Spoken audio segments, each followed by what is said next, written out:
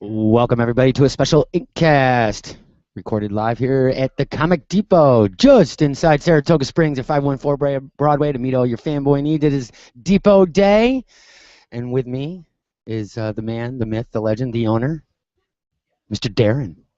Hey, everybody. What's going on? You got to talk a little louder. I don't know what's going on. Yeah, I'll get closer. How's that? There you go. There you go. So what's going on? Saturday, Depot Day. Saturday, Depot Day? Yes. People are about to arrive. Saratoga, Travers, Comics, and Friends. There you go. What more do you need? Exactly. Guys, if you are listening here, we have Depot Day. It's like a free comic book day, but better. That's how I look at it. We got guests Ron Marz. Nikkol Jelenic is sitting next to us here. Richard Clark and Paul Harding's making a special appearance. And Paul Harding else? ended up being able to come. And Jeff Bellio, who is an artist for Vicarious Visions. That's the company that makes Skylanders. Oh, nice. Very nice. And maybe Dave Rodriguez. He's one of the writers for the Skylanders property. Yeah, he might show up. I know you had some things going on today, so. Yeah, he's also, him and Ron are co-writing the Skylanders comic book. Oh, very nice. Which we'll have, we're going to have a signing here October 18th. Yes, Skylanders Day at the Depot. Now that's going to be Ron, Dave, and a few others. Yep. As well. Ron and Dave will be here signing stuff, and it'll be some of the other artists from Vicarious Visions, the makers of Skylander Swap Force. They're going to be here doing sketches, $25 sketches, and the proceeds go to Ronald McDonald House. Oh, very nice, very nice. Now tell us what's going on with today's sale. Depot Day is known for the big sales that are going on here at the store all day. It's 20% off everything in the store except for collectible card games. We're doing 50% off back issues, and all the recent comic books are buy one, get one free. Oh, very nice. Very nice. That's cool. And 20% off everything in the store? Now you said no card games or... No, just collectible card games. But no off on collectible card games. Board games are 20% off. Oh, very nice. Okay, cool. And 10% of the sales are going to go to... Hero Initiative. Hero Initiative. Nice. In honor of Jack Kirby's birthday, yes, which we're celebrating early. Yes, which is this Thursday.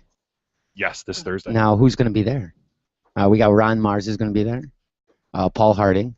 You kind of helped you guys set that up. Paul did a custom label that Schmaltz Brewery down in Clifton Park, where the Kirby Day birthday party will be, did a special brew for us. Yeah, Paul Harding drew the label for that beer. It came out fantastic. It came out awesome. You guys can see it over on our Facebook page at facebook.com/fanboys inc, or on the Comic Depot page, or on Paul Harding's page, or on Excellent Adventures page. If you're on Facebook, you're going to see it. It's everywhere. It came out really great. Yeah, it's been everywhere. Now, you can get this beer in cases in 6-packs just for this event, I'm assuming? Yeah, just for this event. It'll probably sell out. They didn't make that much of it.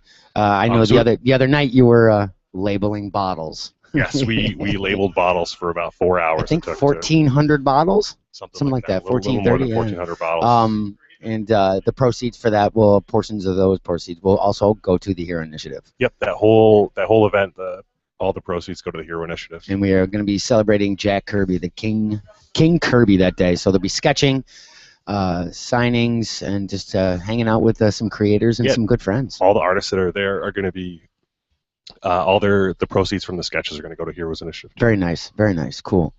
So we got some comic news that I wanted to talk to you about a little bit and get your take on as a retailer. We just found out Walmart is now selling trades. Marvel has set out trades for $5. Current trades, not current I shouldn't say, but Winter Soldier, Amazing Spider-Man, the Guardians of the Galaxy. And on a positive note, it's spreading the reach for the general public to get these books. But yeah, part of society now. Right, for sure. But you guys sell the exact same trades at a higher price.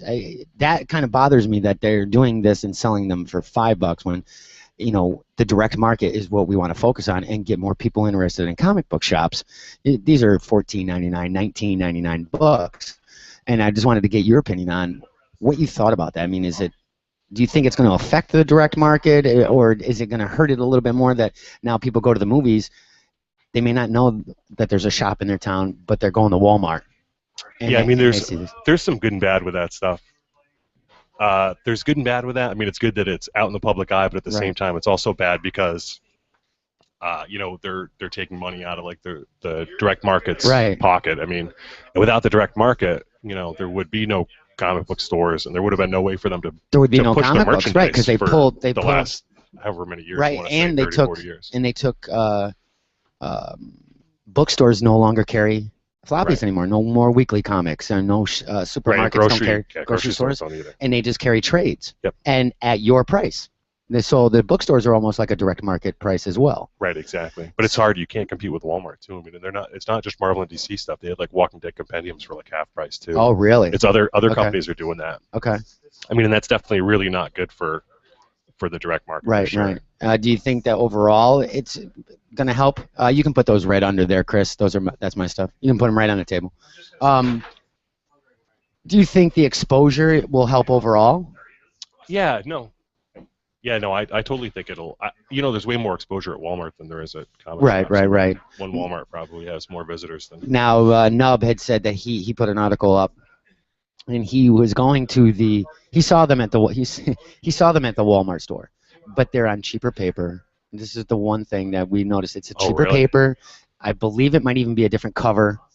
It wasn't as good quality as we see in the direct market. Yep. So that might be why it is at $5, $6. But at the same time, you're still getting the same story. It's the same artwork on the inside, and that kind of that bothers me. And I think for them to do that, I don't know why they don't focus on doing something special for the direct market. To try to do something special for the direct market, because I know you sell used trades for that amount of money, and they're not like bad trades. I mean, they're not like beaten up trades. They're in really good shape trades. I would figure that they would want to focus more on the direct market to keep you guys in business. They probably should, but at the same time, I mean, Walmart probably buys like a gazillion more trades than I do. I mean, no, I'm sure it's by bulk. But how many comic book shops overall? I mean, instead, I know you're going to buy this money. Excellent Adventures might buy some people up in Glens Falls, and so on. They could base it out on that pricing. That if you offer this deal for retailers, you could buy almost as much, not as much as Walmart, but you could get right up there, pretty close, in buying these amounts if it's a great deal. I think that sorry, I lost my train of thought. That's all right. People are coming in. There's two underneath that, Richard, on the first one there.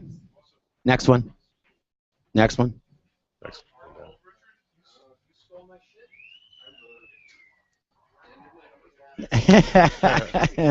As you can tell, the guests are arriving here at Depot Day. They're going to be here from 12 to 4. Sure, go right ahead. I'm going to bounce out. I'll be back. Cool. Oh, wow. You're listening to the voice of Mr. Richard Clark. Yes, that's awesome. So, yeah, we get a little bit of the inside of what Darren's saying about that. You see the good and the bad with that. Hopefully the good outweighs the bad on that kind of thing. Mr. Paul Harding, I think I don't know. I mean, I like it that it's $5. Definitely worth having, getting it out there for people to see in the general public, to get the awareness out there now that you can't get floppies in grocery stores or bookstores or even at Walmart anymore. But it kind of hurts that it's such a low price, and it hurts your direct market. I mean, it forces people maybe not to go look for their comic book store that could be in their area. And I think, with the direct market and our culture, I think we need to focus on that. I mean, it gets harder and harder every year as books sales may be dropping, and harder to stay in business. With the digital market, it is, once again, giving the exposure to our culture and more people, and the ease of access, as everybody likes to be on their mobile devices and digital on the go. But at the same time, like I was saying, the direct market is, without the direct market, where would these stores, or where would Marvel, DC, Image, or any of these guys be? So we really should, rethink that. I hope it's a positive. I hope it's all positive as far as these $5 are concerned. Like I said earlier with Darren, they are on a cheaper quality paper. Doesn't mean that they're crap, but it's just, a little bit cheaper. Maybe that's why they're making it cost effective and affordable to do that through Walmart. You are getting some great stories in there as far as marketing concerned. It is a great move as far as Marvel's concerned, considering the movies. I'm sure that it's moving out here for the movies and, forcing more sales, obviously, and they're focusing on the Guardians, obviously, Spider-Man, X-Men, Captain America, Winter Soldier. What is interesting about this is that they can focus on Spider-Man, which is a Sony movie property, Guardians as obviously Marvel and DC, or Marvel and Disney, excuse me, and also, with X-Men or anything like that, that's through Fox. But this way they can capture a little bit more of that market because they own these characters when it comes into the books. So it'll be interesting to see exactly what happens with this. But guys, we are here. If you're just joining us, we are here live at the Comic Depot, just inside Saratoga Springs, 514 Broadway, to meet all your fanboy needs. And hold on one second. I'm getting a text. What do we got here? Hey. Yes, I'm sorry. I was getting a little distracted there. As we see the guests unpacking, Ron Marz is here, Paul Harding, Jeff Belly, and we are just waiting for Mr. Nub to show up. But yes, Comic Depot, the Depot Day, from 12 to 4, we have Richard Clark, Ron Marz, Paul Harding, Jeff Belly. Mr. Clark, how are you, sir? I had an amazing BM, a piping hot shower, and a shave. I am awesome. You are? You're missing something underneath that jacket. With my Snick shirt? No, you're missing a Depot or an FBI shirt. Or that hoodie, that amazing hoodie that I That hoodie is really very awesome, and Nice. quite honestly, it's always with me in my studio for... You hug it. No, well, there's that, but this is not safe for work kind of stuff that I would be sharing in that regard. But Oh, I guess you've never listened to our podcast before. I've listened and I've participated. Yes, you have. so, Yes, you have. Yeah. So, Where's the rest of the crew? Well, Joe Nubb just finally arrived. He's a There few he minutes is. late. Fashionably late. Yes, he is always fashionably late. So what's been going on? Yes, sir. Before we let you set up a little bit, how's the life of Richard Clark going? Been staying busy? Well, yeah. I'm continuing in my high volume, low paying campaign. Nice, very cool. No, it's not very cool because it means it's less money per piece and fewer hours of rest and sleep and rest and recreation. No, But I hear you. I hear you. working on a couple of very cool projects. One of them is called Born Dark. Ooh, Born Dark, yes. is that Was Bourne or BORN? Born like a baby is born. Okay, nice. Coming from a book, comic. Yes, it is a comic. It was a successful Kickstarter earlier in the year, and we should be getting that's books. Right. We did support that. Yes, we Yeah. did. Okay, You yes. You guys pimped me out. You pimped me out yes. nice. It was very good. We are good pimps. Dude. We try. I'm telling you, it's I'm expecting the zoot suit and the big hat And the cane. the cane and a lot of bling. A lot of bling. Nice, You're nice. missing the bling. The magic today, stick. What's that? You're missing the bling. No, I got the bling, You bling. got the bling? I got the bling. Yeah, but it's not on display. No. It will be. That's why you set up. You bring the bling. Oh, Now there's the bling. yeah. King Yeah. Kirby beer right The there. Kirby Ale. That's right. I haven't had Kirby a drink Ale. in just over 8 years, and if I Might were be worth going cracking to, one open right yeah, now. quite honestly, that would be the one that I would do for. Now, Born Dark. Do we have a release date on this particular book? I am praying to God that we have books to show at Baltimore Oh, very nice. and at Granite State Comic Con. However, if production delays prohibit that, we will have some preview copies for sure at New York Comic Con this fall. Oh, very nice. We'll see you at Baltimore and Granite State. We will be there. Excellent Fanboys news. Inc. will be there. Excellent news. I'm still a little on the fence. I'm not 100% sure that Baltimore's got the full invite for me, but I did contribute Just a crash piece it. of art to, well, it's a bit of a In long Richard drive. Clark style, just crash the con. Well, yeah, I do tend to gorilla my way into a place. Now, will you be at New York City this year? I will not have a table, but I'm going to avail myself of my pro badge and probably just kick it around the show a couple of days. Oh, very cool. Very cool. You'll see us there. We'll hang with you as always. Where are you going to be? We'll be on the main floor. I don't know our booth number. It's towards the back. Ooh. Yes. An FBI booth this year? Actually, we'll be. It's a shared booth with us in Unit 5. Oh, right. So we'll be podcasting live from the floor, so we can get you on and we can talk with you. Yeah. Dude, let's do it up. Yeah, definitely. I'll bring a couple of copies of Born Dark issue 0 with me. Oh, and, very nice. maybe we could have some sort of contest. Maybe and we could. leave those behind for your faithful FBI listeners. Yes, that would be awesome. It's always awesome. Mr. Clark, we'll talk to you later. I know we got to let you set your table up. Well, yeah. All right. Go do what you do, sir. Oh, if I do what I do, there's going to be police and riot gear involved. Well, that's always fun. Why do you want to have a slow day? And finally, standing next to me is the man, the myth, the legend. Actually, wait a minute. Darren was the man, the myth, the legend. I guess you're just Nub. I think that's enough because Nub just says so much about you. I guess it really does. Joe Nub. What's going on, everybody? Let me tell you, my anxiety is high right now because I was driving in here to join everyone for Depot Day at the Comic Depot, just at 514 Broadway. We've done it 4 times already, man. So anyways, there was a bee. I had my windows down. I was at a red light, and there was a bee that was flying around. It was flying around on my windshield, so I'm like quickly hurrying to roll up the windows, and the bee flies into my window. And I did what? Did you grab it like Danielson? No, but I did the opposite of what any self-respecting individual would. You know, I was fear took me over. I didn't instantly think that it was radioactive. It would give me bee-like powers. No, it was fear that ruled my day. So it was that ruled my moment. So you got angry like the Hulk? Oh my God! So I'm allergic to bees. Did you get him? I have no idea. So he's still in the car? He could still be in the car. I have no idea. So you drove. And I really pray that he's not. And you drove fast and got pulled over for a ticket. I know. Like honestly, I was like, if I have to, I'm going to stop my car in the middle of this busy street and bail. Oh well, that sucks. Oh well, I'm glad you're here. Let me take a breath. Just. Yeah. I'm feeling better now. Kind of reminds me of that Spider-Man and the Amazing Friends episode with Swarm, where everybody starts getting stung by the swarm of radioactive bees, and they become bee people. Yes, I remember that. Do you know what issue? Swarm. So that was Spider-Man and his radioactive friends. Spider-Man and his Amazing Friends. And he's been one of those villains that just got no respect. Yeah. The cape was cheesy. The whole Spider-Man's got. But if you wrote him right, he could be like, that's a badass kind of power. Yeah. That's kind of cool. You're a bee guy. Now, can he control all bees or just the bees that are? How does that work? I'm assuming Swarm. He can. He's the insect version of Aquaman. he can talk to fish. Aquaman, everybody can talk bees. Yeah. Wow, people that are allergic like yourself, that would suck.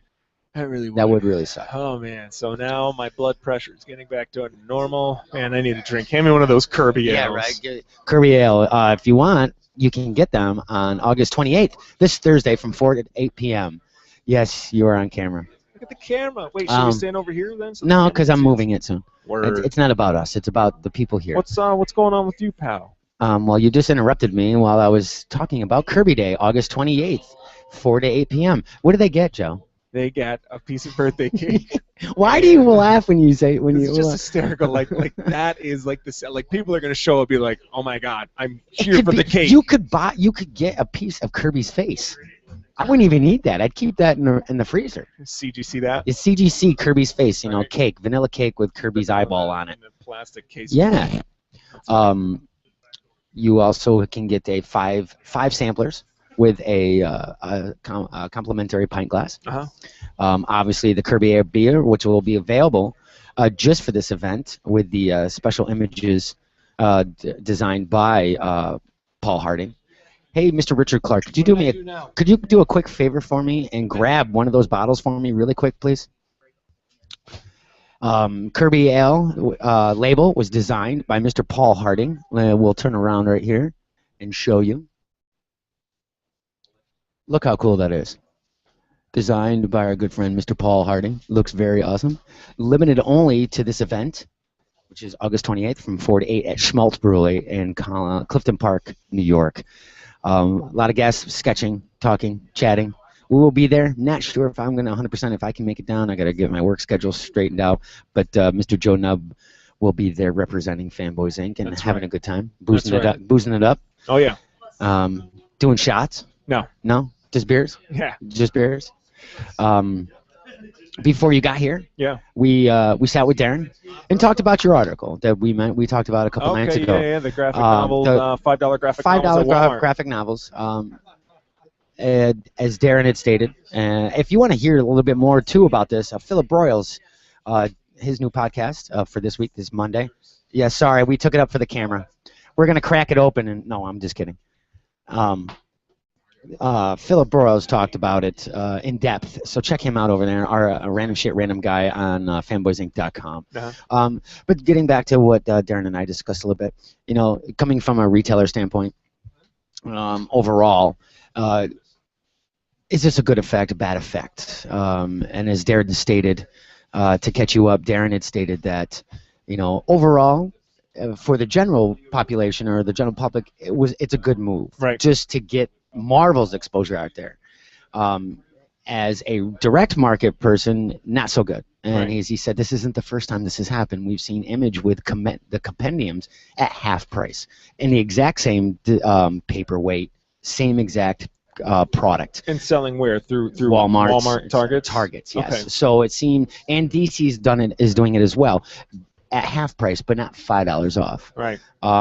He knows that as a direct market, you can't buy that much in bulk. So you can't compete. Not even, and I mentioned maybe if all the stores bought, if there was an incentive through Marvel saying, okay, if you buy this so many, we'll give them to you at whatever price. Right. And you can sell $8, $6, whatever. It still wouldn't compare to the buying power that Walmart has. Right. And as well as I told him that when you visited Walmart, paper quality is a little thinner, a little, I don't want to say cheaper, a little inexpensive. And it wasn't flimsier. Exactly. It's like a thick floppy. It's like a thick weekly book instead of that nice graphic novel feel you get. Right.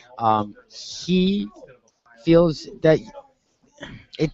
I don't know. I will have to talk to him again, but he's slighted by it a little bit just for the fact that he sells $5 books, but they're used. Right. His new ones are 14 up to what, 20, 25, $30, $35. And there's hardcovers in there as well. Now, quick question: is it fair to say though that and again we'll have to have Darren confirm this?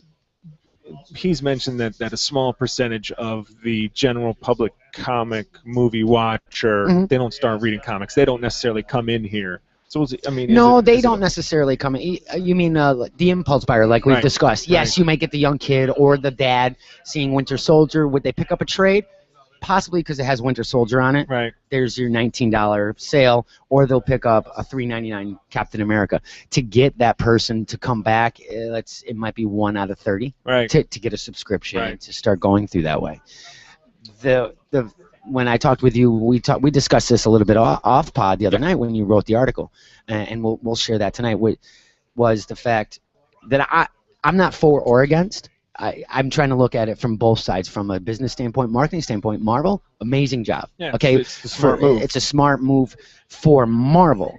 For the direct market, no, it's not. These are and as Darren had stated, without the direct market shops, where would Marvel be? You've pulled them off the supermarket shelves. Right. You've pulled them anywhere. They're on the newsstands. They kind of helped Marvel, DC, Image to keep Fair going. Fair enough. Yeah, the fact that comic books are they even made an article, comics are pulled from like Barnes & Nobles. Yeah, now Barnes & Nobles, and that's the other thing, Barnes & Nobles sells the same trades that Darren does, but for the same price. Right, yeah. Now, we know that Barnes & Nobles is not as big as Walmart. They've been closing stores. What was it?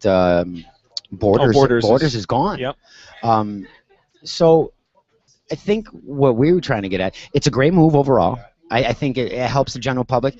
Would they go to Walmart, see that they get a trade? Let's say they get the Amazing Spider-Man trade or the New Guardians. Will that story and that $5 entice them to Google local comic book shop? Right. Will that be an indirect way of saying, oh my God, there's a comic. I like this story, but all I get is this trade. Right. I want some more single issues. Right. Would that happen? That is a possibility. Yep. But it's got to be an amazing story and grab that person. Once again, it's probably a small piece of that pie. Well, the links you sent me for some other articles. Yeah, the two Comics Beat and was the other one. Both kind of positive. Well, I think one of them mentioned that in those trades Marvel was offering subscriptions to the book. So right there, which kind of is that good? Yeah, but again, come because on, you want subscriptions for your direct market too. Yeah, but Marvel used to offer subscriptions. They did back in the day. Yeah. But the direct market has changed so much. Mile High Comics did the same thing. You could get them right through there. That was before Diamond was around. You could subscribe right there. You could subscribe directly through Marvel. Yep. It just, in an indirect way, and I'm not saying I'm in favor of this, just giving devil's advocate, you're doing subscriptions, you're kind of bypassing your direct market guy. The guy who's buying and living and breathing and paying rent on a shop. Right. Yeah, but I don't think. Come on, I mean, it sounds like you're saying that Marvel is being unfair by offering subscriptions to their books. No, I'm not. I'm saying that if you're going to do an incentive, if Walmart, okay, to get out there, you do something for your direct market people as well, where they can capture some of those good prices as well. Right. You know what I'm saying? Okay. I'm not saying that it's not. It's pros and cons. It's a good move. It's a bad move. Right. There's things you take on both sides. I personally think. I'm trying to look at it both ways. I like it because it's general public. It's getting it out there. It's getting us exposure. It's getting everybody exposure. But I get what you're saying. Especially with movies. Maybe Marvel could offer something similar to the direct comic shops. And not here are the same books you can sell in your store for $5. Exactly, and not the incentive like the variant cover where you have to buy 200 to get a book, because that's a joke. Right. Give them let's say a dealer's monthly special. All right, we're going to sell Guardians, Amazing Spider-Man, and Winter Soldier. At this discounted price. Right, here's your package deal. Right, and if you do buy 50 of them, you get them for whatever, a couple bucks, and then you can sell them for $5. Right. Marvel's not making a ton of money off this at all. But that's you kind of nailed it right there, though. You're like, buy 50 of each of these books. Well, it could be 10. I'm just putting out a general number. Now, in one of the articles I sent you, if you're selling a book for $5, okay, Walmart's selling a book. If Walmart is selling the book for $5, you're figuring that, let's say, they're buying them for $1.25. Right. So that's $1.25 a book that Marvel's getting. Times that by what, 4,300 stores possibly. Yeah. So now you just made $430,000 or 43 million. 43 million. Math is not my strong point. What is your strong point? Talking. Straight. Drawing. There you go. Producing. Looking good every day. Oh, sorry. I just got caught into myself there. At least you owned it. At least he owned it. That's right. So they are making, it's not a huge amount of money. I think maybe they were thinking for the exposure. Right. I had also mentioned, look at these characters. These aren't all owned by Marvel when it comes to the big screen. Spider-Man's not owned by Marvel. It's leased out through Sony. Yep. X-Men leased out through Fox. So this is the way X-Men. I don't think there was an X-Men graphic. They didn't do it. Did they do a trade? Captain America, Guardians of the Galaxy, Avengers, and Spider-Man. Okay. Yep. So out of that, Spider-Man they don't own. Right. But it gives them exposure for the movies, and it's funny that the movies kind of going down. But I think overall it's good. We're gonna wait. Darren had said, let's see if this takes hold. Right. If this is a trend of $5 and not half off, maybe it could affect us down the road. It'd probably take months, I guess I would think, to even, if you could even track that, actually. Right. But I also don't think that, I don't think it was an intentional move by Marvel to screw them. My point, I just see it for the marketing move that it is. Yeah. These movies are out this year. Let's put some books in the store. It's a great marketing move. It is. I mean, we're not going to start to see the majority of the graphic novels that are offered all of a sudden show up at Walmart for $5. No, it'll be those select movies. It'll be big movies. Are we going to see an Ant-Man graphic novel? Is there even an Ant-Man graphic novel? Yeah, right, who knows? It'll be on Lifetime next week. Janet Van Dyne in Yellow Jacket. But guys, if you're just joining us, we are here live at the Comic Depot just inside Saratoga Springs at 514 Broadway to meet all your fanboy needs. And it's Depot Day, 50% off. You know what? Don't go to Walmart, people. It's only if you get $5 trades, come here because it's 50% off all back issues. Woohoo! Yeah, there you go. 50% off all back issues. 20% off everything in the store except card games. Now, board games are 20% off. Your discount does not work if you have anything on hold on your subscription. New comics are buy one, get one free. That's awesome. Yeah, that's New very comics? Cool. Yeah. Yeah. So there you go. There you go. And if I may jump in really quick, a portion of all proceeds from today's sales go to the Hero Initiative. Yes, sir, they do. The Hero Initiative, everyone should look it up online. It is an organization that helps creators of comic books and the comic book industry who are in need. Thank you. That was great. Mr. Richard Clark right there, who is one of the guests here today. That's right. A lot of guests today. It's a great day to come down with the family. Yes. But really, am I just one of the guests, or am I really the guest and everyone else is in a supporting role? Let's get Ron Marz over here and let's debate that for a minute. Yeah, let's. Debate it with your fists. Again, another guest here, Ron Marz, Nikkol Jelenic, Dave Rodriguez, Jeff Belloni? How do I say his last name? Belloni. Bellio, Jeff Bellio. And Mr. Paul Harding made it here at last minute, so that's pretty cool. Surprise guest. Yeah, That's he's a cool. surprise guest. So we'll talk with Paul and the guys down the road. But they're here signing, sketching, get some cool sketches. We got. And dancing.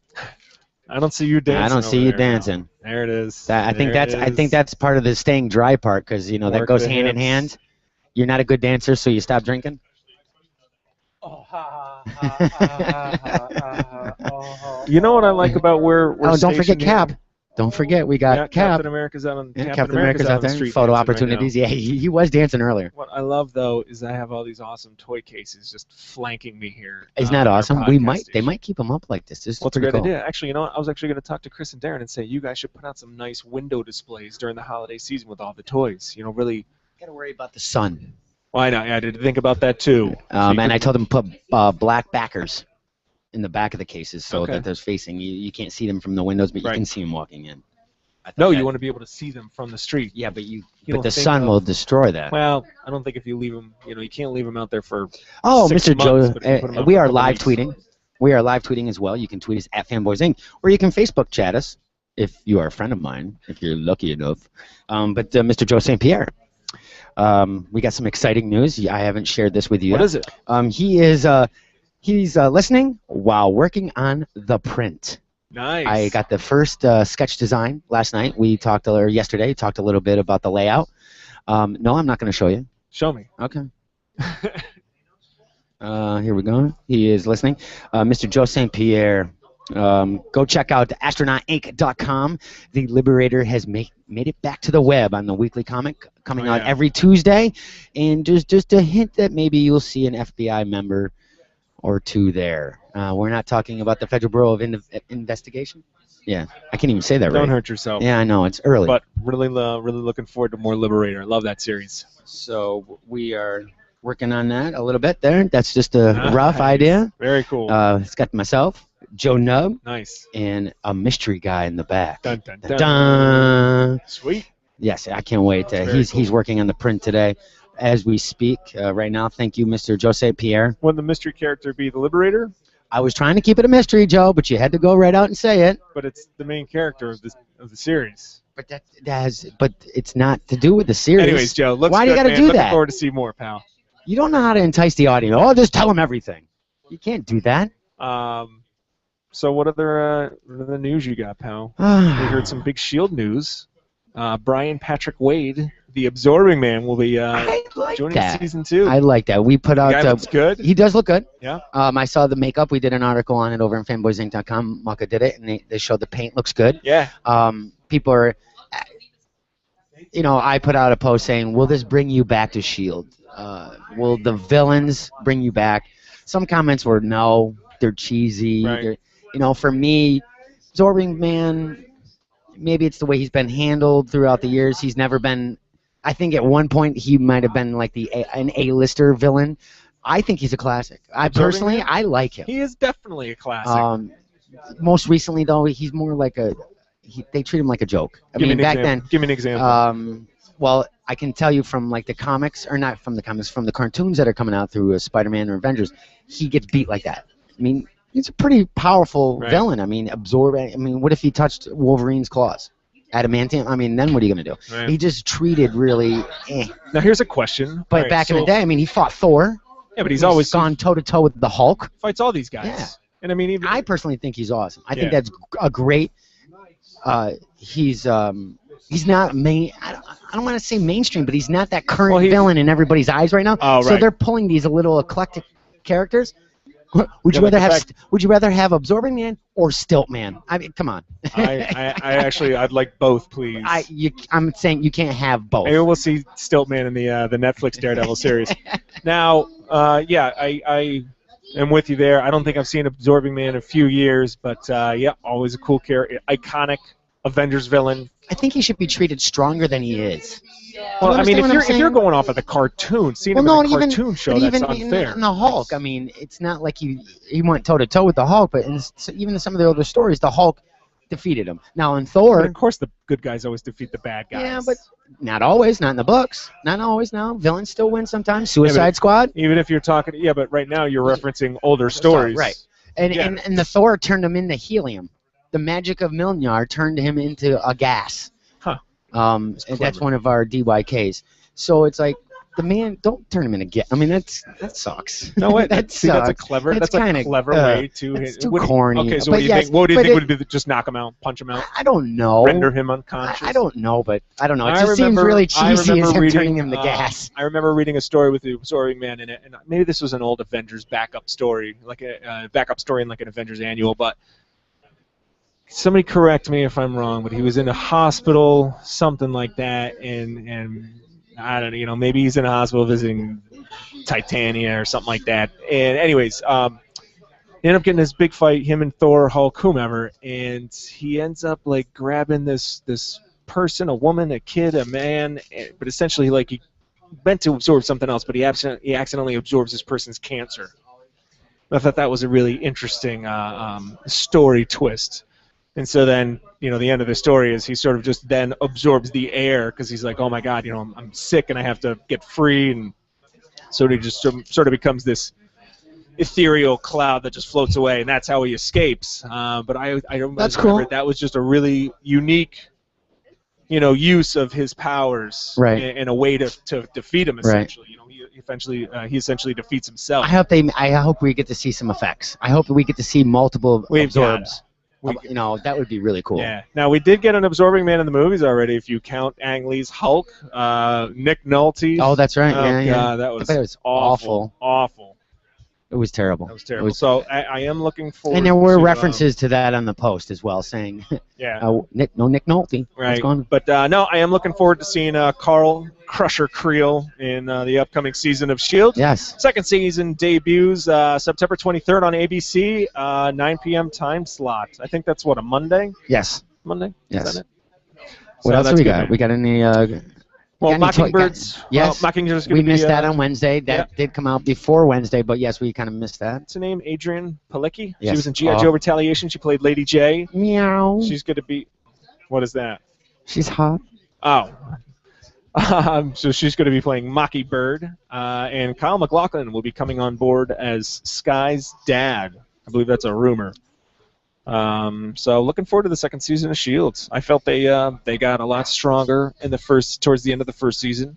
So bring it on. Let's see I more. agree. I'm going to give it a shot. I mean, my dislike of the show. I mean, I Yep. don't hate it. And once again, it's like you can't compare it to Arrow. I mean, it's tough. It's two different shows. Right. Watched The Flash and Constantine. No, please don't. Please don't. That, sir, There's kids is a here. Flash. There's kids here. Don't do that. Keep all your clothes on, please.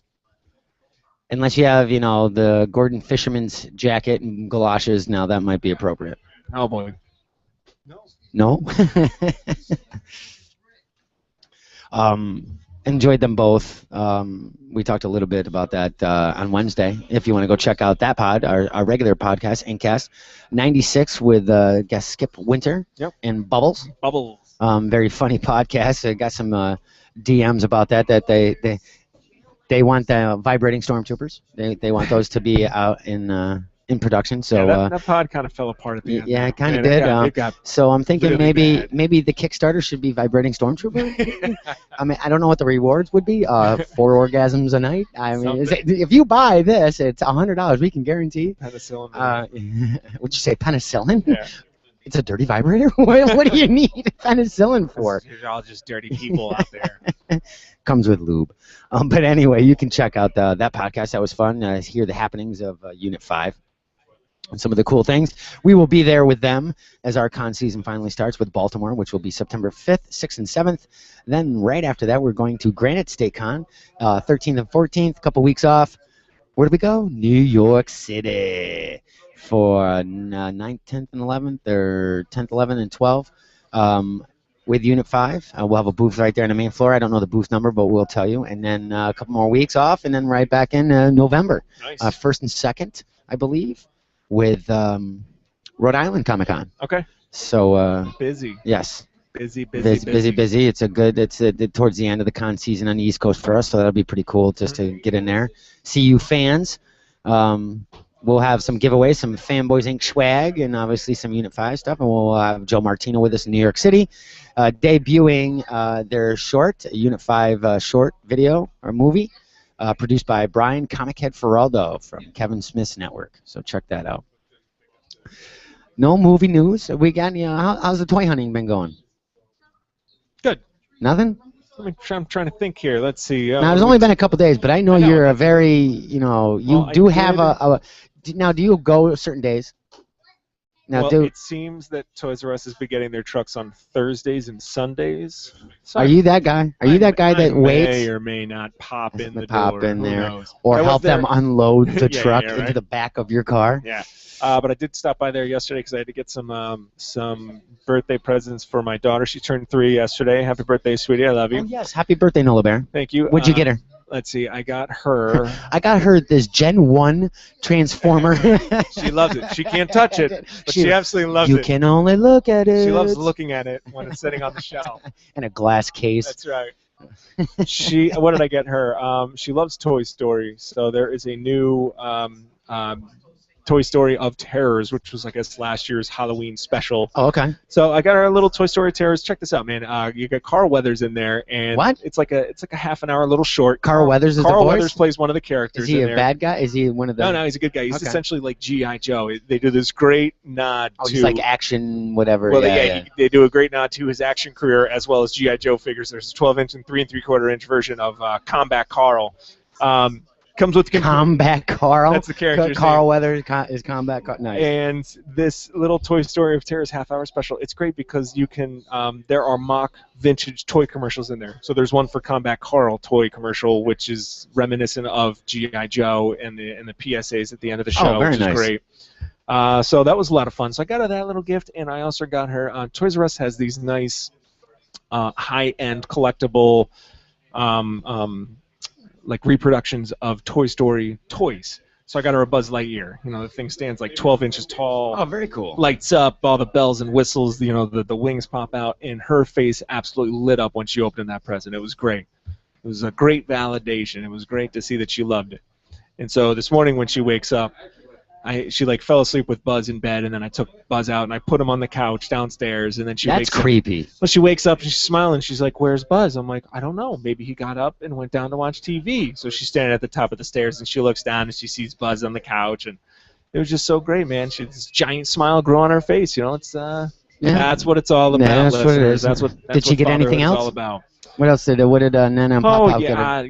Dolls and dress-up outfits and princess tents. Socks, underwear. Socks, and no, she got a lot of fun stuff. Nice, my cool. nephews got her a couple puzzles.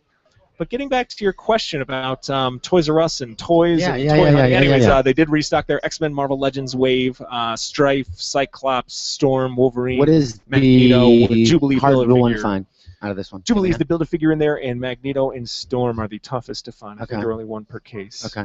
The rest are 2 per case. I believe so. Okay. Strife might only be 1 per case as well, but I think Cyclops and Wolverine are 2 per case.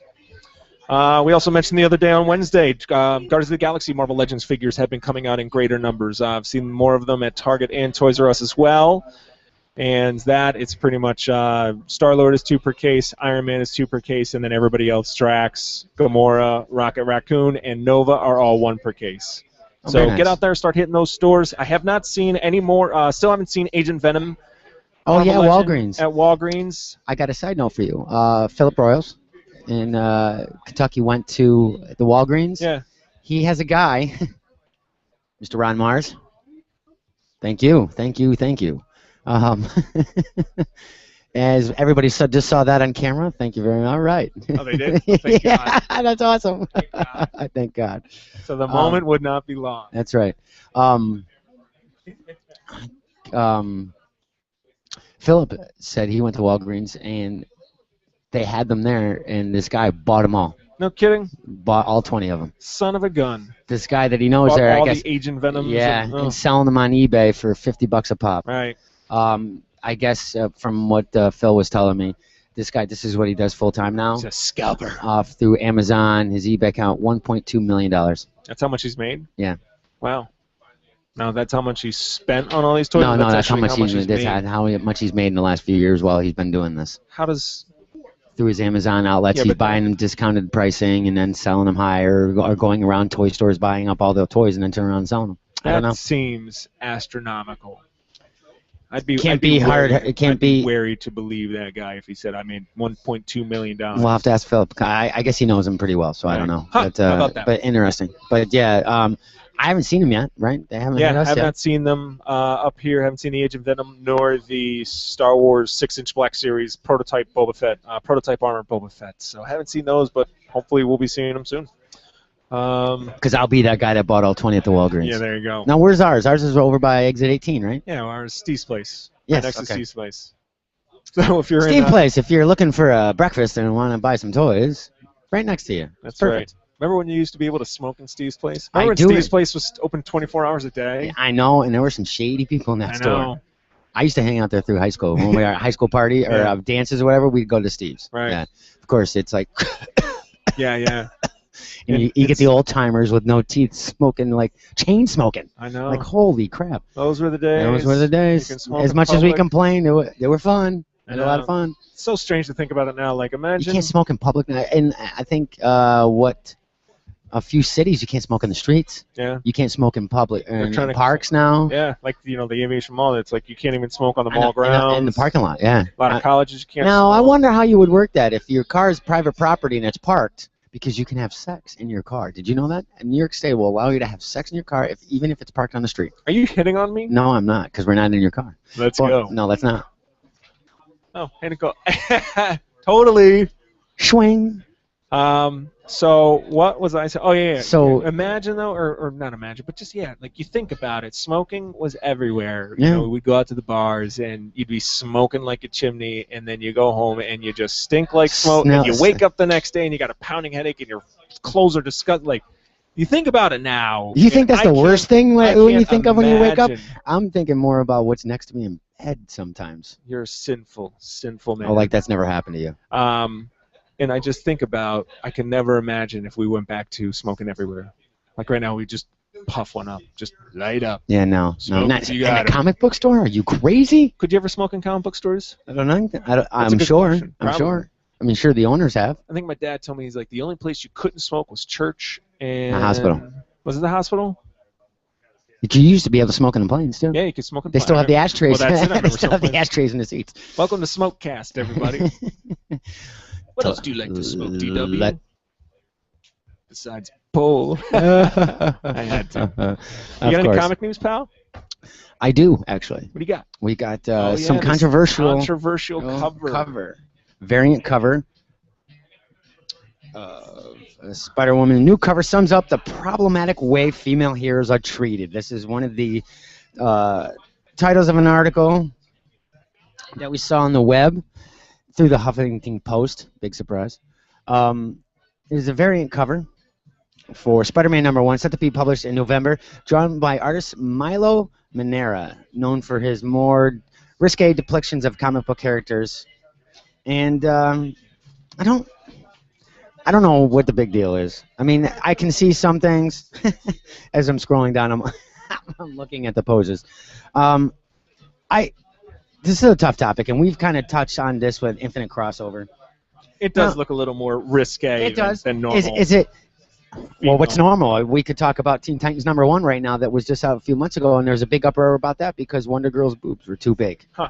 And people were in outrage going, why do women have to be portrayed like that? We all don't look like that. Well, they're superhuman. I mean, I don't want to... But I also think it's just piggybacking. Yes, that's the right word. From an era when, it was a more male-driven... More. What do you mean? Not even. I mean, as far as the superhero, all superhero characters are sort of that ideal... physical specimen. Physique. Right. Exactly. I think right now, right off the bat, it looks like she's painted on. The suit's painted on, which they do in real life. But I don't know if maybe added wrinkles. I mean, the two thumb dimples. I don't know. And I will say, the curvature of the V. buttocks. The V. Jeez, yeah. It's the V. But then somebody else is putting up other... But we have an image on our page on Facebook.com of an actual comic drawn pose. Spider-Man's doing the exact same pose. Well, that's it. It's like J. Scott But Campbell I'm threw him not- on Spider-Man number 32 or something like that back in like 2004. And it's the exact same pose. Yeah. I don't hear guys all in an uproar going, it's sexist. Right. What? Maybe because you're not flexible enough to do that. So, when I put that up on our Facebook page, check that out, facebook.com/fanboysinc, and just see the comparison. Now, I don't want to sit here and say some women are out just to yell just for the fact of, hey, I'm preaching womanhood and equal rights and be strong. But at the same time, this seems to be an ongoing issue that I think some people are jumping on the bandwagon just for the sake of jumping on the bandwagon. One of the articles wrote saying, this is only for horny little fanboys. Isn't that what comic books are for? I mean, listen, we can. If you want to use the word horny, I mean, how many people? Cliff Galbraith, I get horny for comics. That doesn't mean it takes a different meaning than that. That oh my God, this is issue number 1. I'm horny for that. I want to have that. They use it in a different context. I don't think that's what this is. No, I understand that. I understand that. But I don't see the problem. I really don't see the problem. I didn't see a problem with issue 1 for New Teen Titans. I think it's more, if you're going to be drawn that way, I mean, back in, the 60s, they weren't like that, but women were held differently back then. They looked differently than they do now. I mean, so, I don't know. We talk a little bit, and I think we're probably going to end up talking about it again on Infinite Crossover. I don't know. I don't want to make it the 60s, but what about the 70s, 80s, 90s, 2000s? 90s, they started getting that way. 90s started really getting that way, especially when the Image push came, when Image started. The whole women bad girl craze as well. Lady Rawhide, Lady Death. Yeah. There's just dozens of characters. Dawn. Right. I mean, look at Elvira made a career on it. Right. And she's a strong woman. I mean, people say, well, she needs to be. She's never taken seriously. That woman is a great businesswoman. She knows what to use, and that's what she did. Right. I don't know. This is going to be an ongoing debate forever, as far as I'm concerned. I just don't think that it's that big of a deal. I mean, maybe tweak the pose slightly, but she's flexible. She's a spider. I mean, Spider-Man has done it too. But that's, I think it's like you said, like there's the little dimples and the small, the back. If they didn't have to do that, right. If they didn't have to paint them on. Of the buttocks. And as you can see, right now we got Captain America walking in through the door.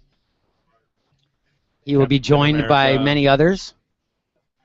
When Captain America throws his mighty shield. Where's that from? Is that from the old cartoons, the 60s ones? Is that the motion comic one? Or maybe like a Captain America.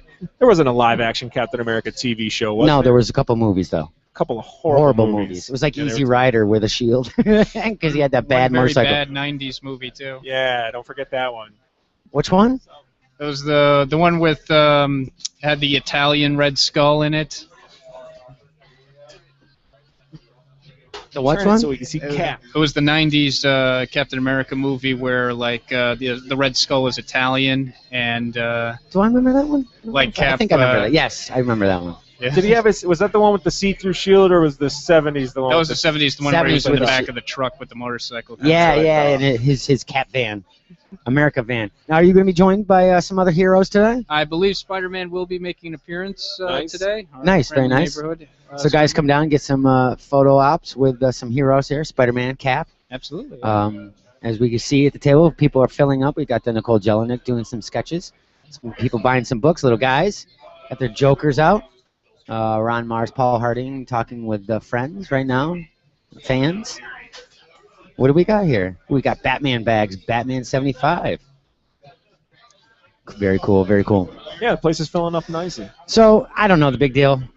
Like I said, it is what it is. Some people, have legit gripes. Some others, I think, just jumping on the bandwagon to cause controversy. It is what it is. Again, it's probably going to be one of a top-selling book because everybody's talking about it. It's going to be an ongoing controversy. Yes, I agree. Many more years to come. New books this week. I read. Oh yes, definitely. We have a guest. The incredible Jeff Ayers made a guest appearance, and will be making a guest reviewing appearance on our site for DC Comics. He will be doing a Grant Morrison's Multiversity.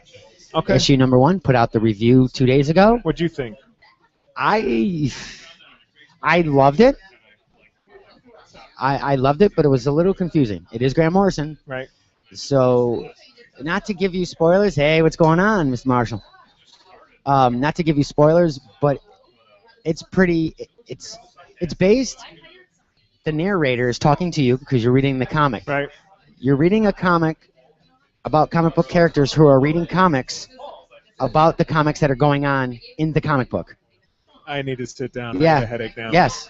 Huh. So in the general synopsis is, one of the Supermen is President Superman from one Earth, and he gets dragged into another Earth, and somebody's calling them to go and stop the Monitor, the last of the Monitors. Okay. One Earth is reading comics about another Earth and finding out what's going on, and that Earth is reading their particular Earth. You got Captain Okay. Carrot, so they know what's going on before it actually happens, but it's on another reality. Kind of interesting. Yeah. Confusing at first. Some people were complaining of the fact that it was confusing to read. The first couple of pages were confusing. By the end, I was like, I'm in this. Okay. It is campy. The characters that were introduced right now, you got Captain Carrot, Right. Yeah. are campy.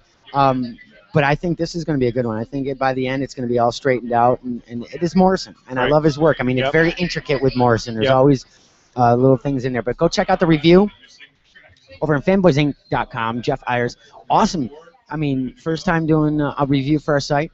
47 shares. I mean, right off the bat in just a Nice. few hours. I know our fans are starving for some DC reviews and stuff on the site. That's been a little quiet on DC's. So he'll be doing Multiversity, and hopefully we'll get him on to do at least one book a month Nice. in a series of his choosing for DC. And he also does reviews for. Yep, he does reviews for graphicnovel.com, graphicnovel.com or graphicnovelbook.com, and also the comicbookherald.com. And he also does reviews for bands as well. So the man's writing a ton. He may join us a little later today on the podcast. I wanted to have him on. He is a true Marvel guy, as he said in his article, but because it was Grant Morrison, he's like, I got to pick this up. That's cool. And he was not disappointed. Nice. So it is a little confusing, but if you're used to Grant Morrison, I mean, he does some great stories. And every now and then, I mean, it's good to have something to make you think a little bit, where everything else is just kind of, fun reads. I always loved his run on New X-Men back in the early 2000s. My favorite run is still Justice League. Oh, okay. The Justice League Howard Porter. Yeah. It's still I still classify him as the best team book writer. I just love that whole series, or that whole run with him. Right. And Howard Porter's work was awesome. I think that was Howard's first. That might have been Howard's first big book. Big break. I think big break, Yeah. and he did a great job. It's Yep. funny how he's now on Justice League 3000. Totally different style, but I think it had something to do with the hand surgery or something that had happened through him. Plus, him. I just think it's just the natural evolution of an Evolution. artist. Yep. But I was fortunate enough to pick up that the Justice League, the JLA, that first series, or the first storyline. Got the used trade here at the Comic Depot like several months ago. Nice. And that was like one of those things, and we've talked about it. I'm definitely more of a Marvel guy, but I've always There's got a few great characters, appreciation from DC, and that JLA series in the late 90s was a favorite of mine. It's great. I Yeah. thought it was great. And it's sad to say that a lot of those books you can find in a dollar bin. Oh, yeah. I think number one I was don't like, think it's sad to say. You know what? I don't know. It's good to say in a way, I like because to that say- means it can get people can have access to it. I'm without not spending saying a I want fortune. $100, but Right. the story seems worth more to me than a buck. Right, You know right. what I'm saying? Right. I enjoy it. Every few months I'll pick it up and pull out the Yeah. issues and just read them. Yeah, Yeah. I enjoyed it. The artwork for me, I think when Porter came out, it was something different. That style is different than what we've seen, and I loved it. It's funny you brought up the evolution of an artist, and we've had this debate, I guess, a few times. McFarlane hasn't changed. Jim Lee hasn't changed. Right. I mean, not to say that he hasn't evolved. I think a good way if somebody's involved was Richard Clark. Well, he's definitely evolved. Greg Capullo, Yeah. another one that is up to his game. Yeah. Oh, yeah. Definitely. Could But I we think say I think as far as Jim Lee, I can honestly, Can you I say can't even that the he's last time I've seen any new Todd McFarlane artwork. But as far as Jim Lee's, Can he be at his top of his game already? I mean, I don't want to. That sounds kind of cocky, but I think he's one of those guys. he likes that- his style, and that's it. Well, he's got such a great, strong style. There is almost no need to change it that much. Okay. I think he'd already, he'd grown so much even back from the late '80s into the early yeah. '90s. He had grown a Did you tremendous amount. ever hear about his training regimen that he did for drawing? think maybe you mentioned this. Yeah, What I was was on it? the Kevin Smith podcast talking Late on. every day, drawing at least 5-10 minutes, like every day. No, take an hour every day and draw. Right. Hands, lamps, whatever. Right. Every day, and it just becomes muscle memory. Yeah, and He I think trained that's himself over and over and That's over. just for any good artist to get good is draw every. That's what you always hear any artist say, like, "Hey, you got a tip for me? Draw every single day." But I will say, man, during the Batman Hush storyline, love that artwork.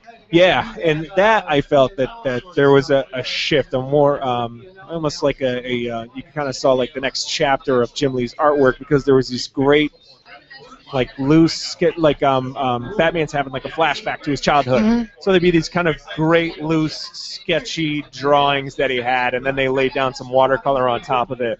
And I remember those just really popped for me. Okay. And it caught my eye as something I hadn't seen out of Jim Lee before. Okay. So And that has great. probably was that his sketches colored by somebody else as well? I can't Or be did sure. he do all of it? See, that could be the thing. Right. Because a colorist and inker can change your, yeah. even though you have that base style, Yeah. he can change everything. Oh, You could yeah, have certainly. 5 different inkers do the exact same page and 5 will And be everything will different, look different. and you may hate it. You may not, oh my God, that's awful. That inking just Right. took away from something that they, and I'm sure a lot of people, how funny, he's wearing Larceny. I love that. That is pretty good. Did Yeah, you get that from the Siphon sketch? I don't know. We'll We'll have to ask him. So with the Jim Lee, whoever has been inking his stuff hasn't changed his style. So I'm wondering, when an artist works with an inker, a penciler works with an inker. Well, I know Jim Lee and Scott Williams are pretty much, joined at the hip. I mean, Right, Scott right, Williams right. has been inking Jim Lee So stuff he for 20 knows plus his own years. style. He almost is Right. adapted Jim Lee's style, possibly. Right, You know what I'm right. saying? And they merged together Or, so well. And that's the question too. That's a question we could ask. One of the pencilers here. What's the most important thing when finding an inker to fit your style? Do you guys work in conjunction together? Do you want the inker to adapt to your penciling style? It's a good question. Well, I'm sure that happens all the time. I mean, I'm sure there's, we've heard from Joe Martino and even Joe St. Pierre that working with different inkers can have a huge effect on your piece. And I guess if you don't like it, you're gone, kind of thing. Right. Either too much blacks, not solid, not enough shading, lines too thick. So I'm sure that it has to be a little bromance going on between the two to get a page done correctly. Yep. Now I'm one. We always say the penciler, doesn't like the inker. What about the ink? What if the inker doesn't like the pencils, but feels that his inking needs to enhance? I mean, the penciler is going to say you're off the book. I would guess assume, that's or I'm sure it's the editor's final say, but the creators. But I would does assume the inker have a say? hierarchy goes, like penciler, inker. Okay. You know what I mean? Colorist. Right, but my point is between a penciler and Right, an inker. right. You tracer.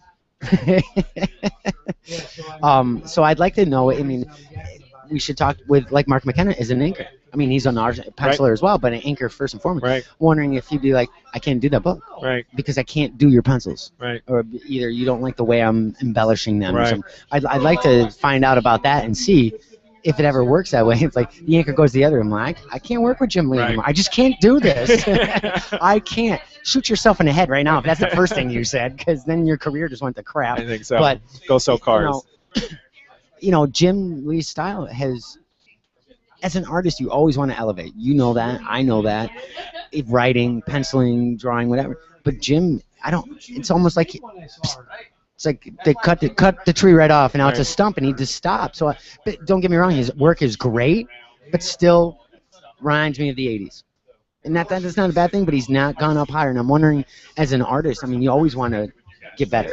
Right. And grow or try do new techniques, but we just don't see it with him. You know what? I'll say this too, man, and this is just a fun little exercise you can do, and anybody can do out there.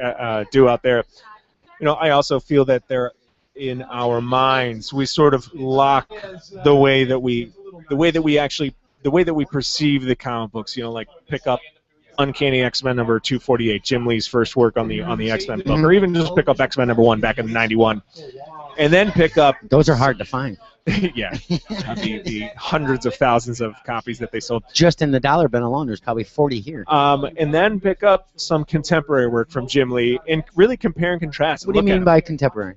You know, like Pick something up some new that he's done in the last 5. Okay. Like what book is Jim Lee doing? Is he even doing any books right now? He was doing Justice League, yeah, right? he was doing Superman with Snyder. Okay, there you go. Go pick up Superman and hold it next to X-Men #1, 1991, and you would be But the surprised. inking and coloring has changed though too. Just, don't you think? but my point is, just compare the two, and then you'll physically see the comparison and how Okay. much an artist's style has actually changed. Okay. Even if it's slightly, I mean, he's still got his style.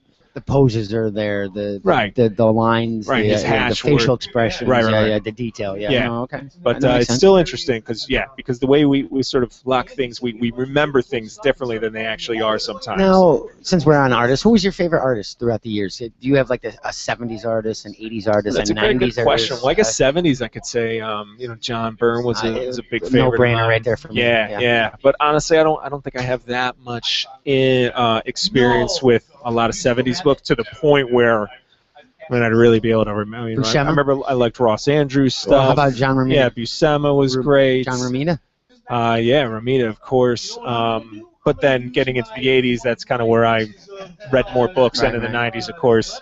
You could say Byrne again.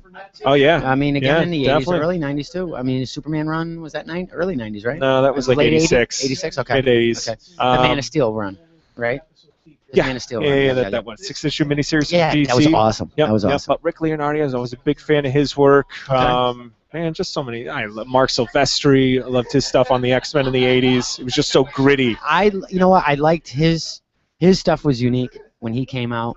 I mean, and then you're talking about the Image Gang. Right. Every one of them had their style.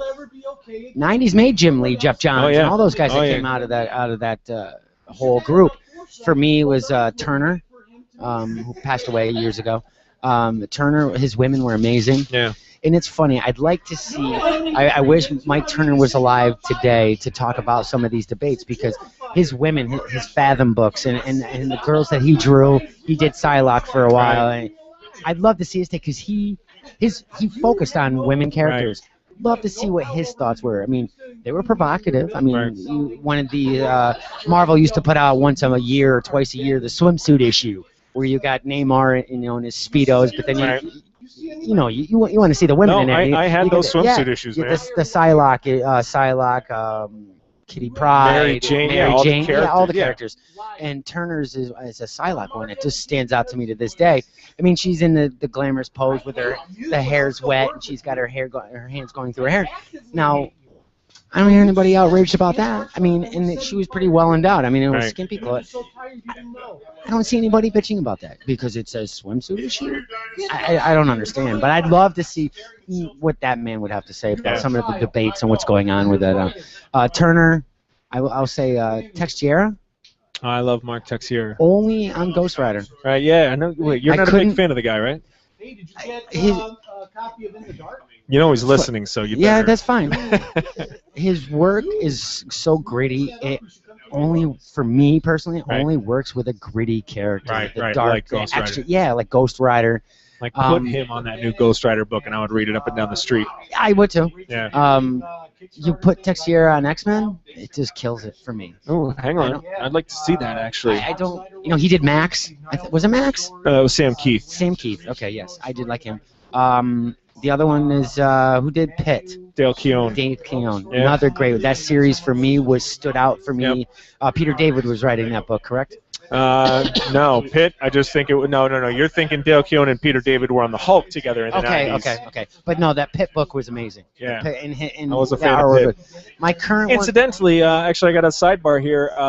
One of the greatest, not only the greatest Pitt action figure, because I think there's pretty much only one, but one of the greatest action figures of all time, came out in 2007 after Toy Biz gave up the Marvel Legends license to Hasbro.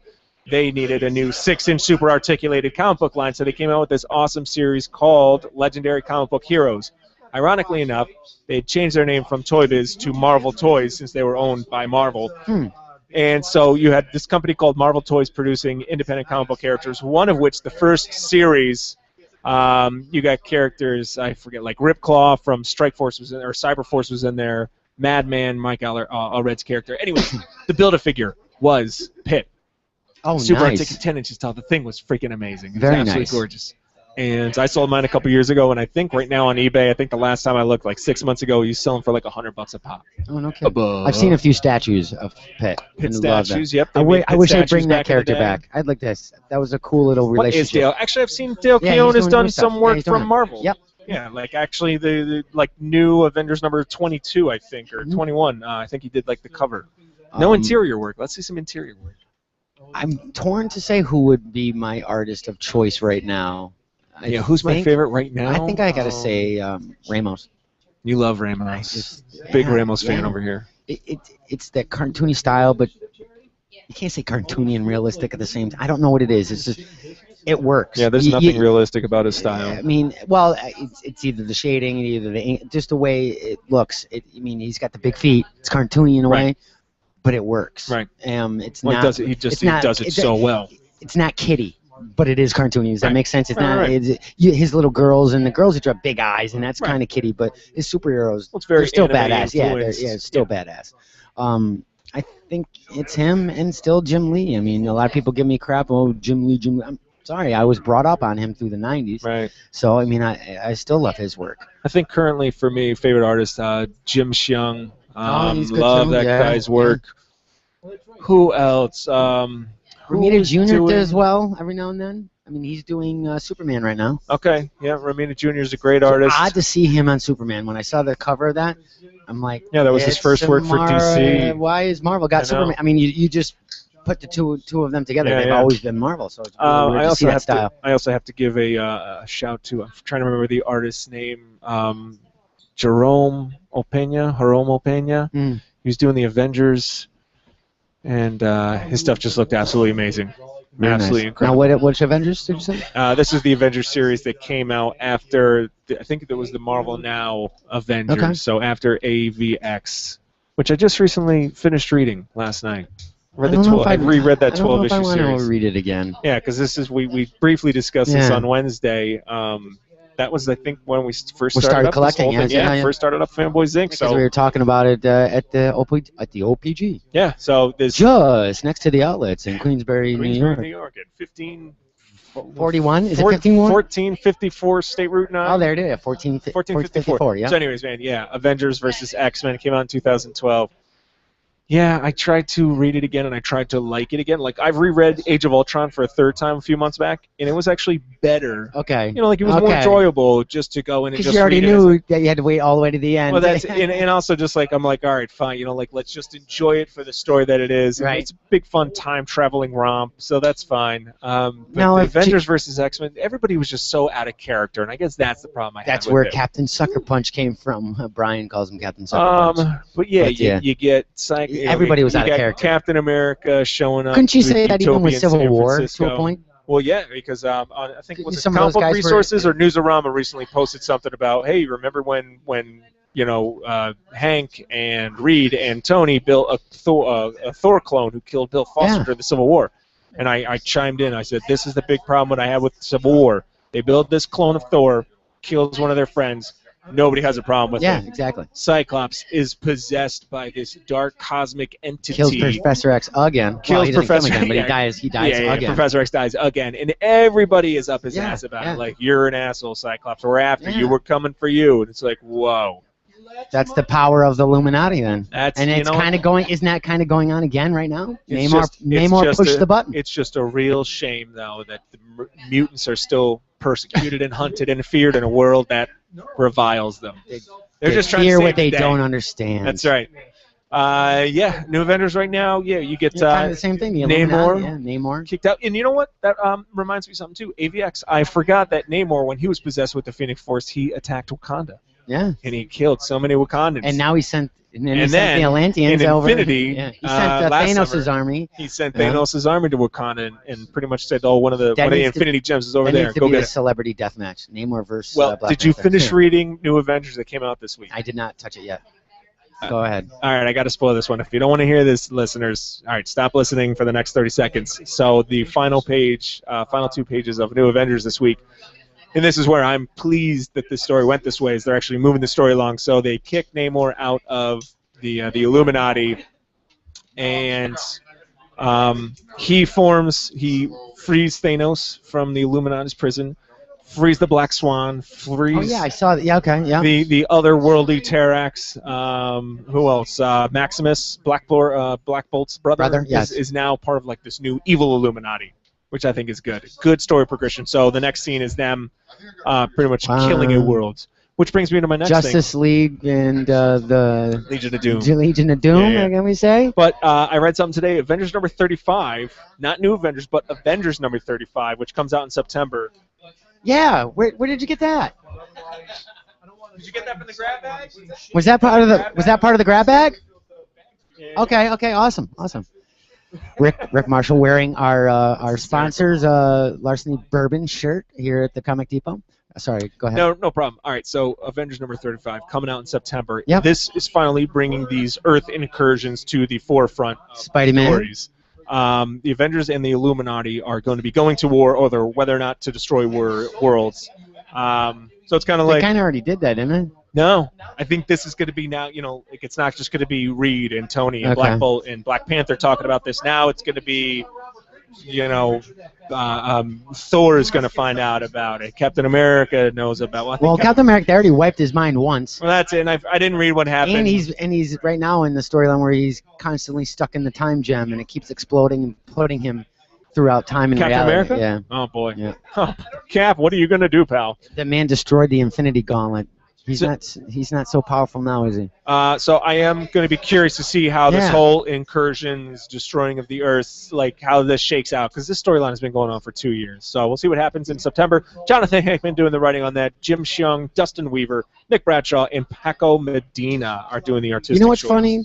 We got a lot of this multiple reality Earths and everything going on, and now we have multiversity in DC. Do they talk? I mean, this seems to happen more Well, we than know that these comics are always, But the it's comic companies are always almost chasing too each other. close to each other. Right. I'm like, I'm wondering. It's just like the movies too. You get how many Meteorite movies did we get back in the late '90s? Oh, right. You know, or Two. early 2000s. Armageddon and Deep Impact. No, I thought there was another one But too. we have the mentioned. studios do that. They try to keep Yeah. things going in the same. Well, plus I think it's like, okay, fine, these guys are making a story about this, and Let's all capitalize the on that market too. research says it's going to make this much money. Right. Right, let's do one Right. as well. You see the same type of romantic comedies coming from MGM and then Paramount or whatever. So Right. I could see that with the books too. Right. I'm happy about the storyline. I'm still psyched about Spider-Man. Amazing Spider-Man is awesome. It's getting awesome. This past 2 weeks ago was Black Cat finally makes her move, and she's pissed off at Peter. She's after him for good now. Because she doesn't believe that he was taken over. Right. She's like, that's a When crack of shit. when Doc Ock, Yeah. when Spidey-Puss yeah. broke Black Cat's nose, Yeah, punched her yeah. in the face. So she doesn't believe it. She thinks that's a joke, and doesn't believe him. So she's teaming up with Electro now and going after, teaming up with the kingpins of crime and trying to start her own little vengeance tour against Peter Parker. Trouble for Petey. I can't wait to see what happens with the Spider-Verse, see what's going on with that, how this is going to affect Peter, because right now it's stuck in 2099, as well as the new 2099, which I read issues 1 and 2. Okay. Fun. Very fun. Cool.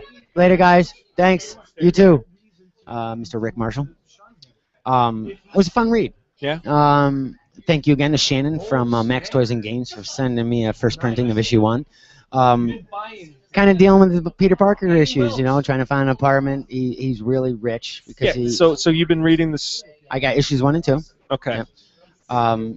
Still kind of issue 1, dealing with the the issues that Peter Parker would. It's almost like mirroring him, find an apartment, gotta get a job, and try to but he's gotta hide in the Alchemex company because it's his grandfather that he's got to stop because he turns evil and does some serious shit in 2099. This is Miguel O'Hara Yes. back in his proper time. Nope. He's local. That's right. He's that's still right, in the that- present. that's He's right, still in that's the right, present. that's right. I'm sorry. And spoilers, there's a time judge that comes back and knows who he is, so he can't hide. He knows him in a regular uniform, supposedly in the regular uniform, or regular street clothes. Coming back from 2111 or something like that. I think it's ahead of his time, and going back because Spider-Man did something bad to the time frame. Right. Really bad. So he's gonna, instead of letting him go back, he's just gonna kill him and wipe him out. So he has to battle that, and he reveals some secrets now that Miguel is now freaking out because what's happening in the present is the reason why. So time travel again, and you think it was in the future, but I have it's a because of what headache he, again. yep. So it's happening. What's going on? What he's doing right now is causing all these ripple effects. Fun read though. I mean, it's not a complicated storyline as many of the other ones are, like Right. Multiversity. Right. Fun read. I'm gonna keep going with it. Cool. Yeah, it's okay. I mean, Now, it's, you got to do me a favor. Fill me in. What the heck is... All right, so we know Black Cat is wanting to stir up some trouble for Pete Parker. What else is going on? Like, how did that whole... I'm back. I have a little person as a girl. Like, what happened between the him... little girl. What's her name? You gotta ask me. I can't remember her name. Oh, God. She just found out in this recent issue. Silk. We know the new character that was a woman that was bitten at the same time, or from the same spider from Peter Parker. Right. She has been imprisoned all these years because she. What was the villain's name? Mordo? Not Mordo. What is it? More done or something. Yeah, like he's that. back, but he can sense her for some. There's a connection, so they encased her in this vault so that he couldn't sense her. So he thought she died, so he stopped searching for everybody. They're searching for her or any of the other Spider-Man. Peter finds him, releases him. Now they have this weird sexual connection, and they don't understand why when they're close together. It's like the spider sense is tingling. So he's making out with her on the ceiling, and they're stuck in the ceiling. And the little girl, his little girlfriend, not little girl, in size, not age, finds them, and she's like, whatever, I could care less. He's trying to patch up things like Jonah lost his mayorship. He's no longer the mayor. Now he's a news anchor reporter. Oh boy. It's bad. Everybody else just kind of okay. Peter was losing his head. All right, he's back to normal. The Avengers stopped. They did one test on him, saying, "Okay, you're back to normal," and he did tell them what was going on, and they believed it, and some of them didn't, but they bought it. Right. I didn't buy it. I mean, it was true. And everybody else just kind of accepted it. His business, though, with his Parker Industries, is ready to collapse. But now they're focusing on building. He's going to build the ultimate super prison now. That's what they're going to focus on. So he's going to take over. What was it? Like the vault, but he's going to take over the Or the raft, maybe the one in New York City. The one that he took over. Oh, the raft. The one that the mayor gave Spider-Puss. Yep. So now he's going to rebuild that and make the ultimate prison, but where his approach is obviously humane, where he's going to be like, we're going to cure you. So with Electro being in this issue, they're saying they can cure Electro, and that kind of piques his interest. Which is ironic because Electro is the one that initially broke out all those supervillains from the raft, which kicked off the new Avengers back in 2004, 2005.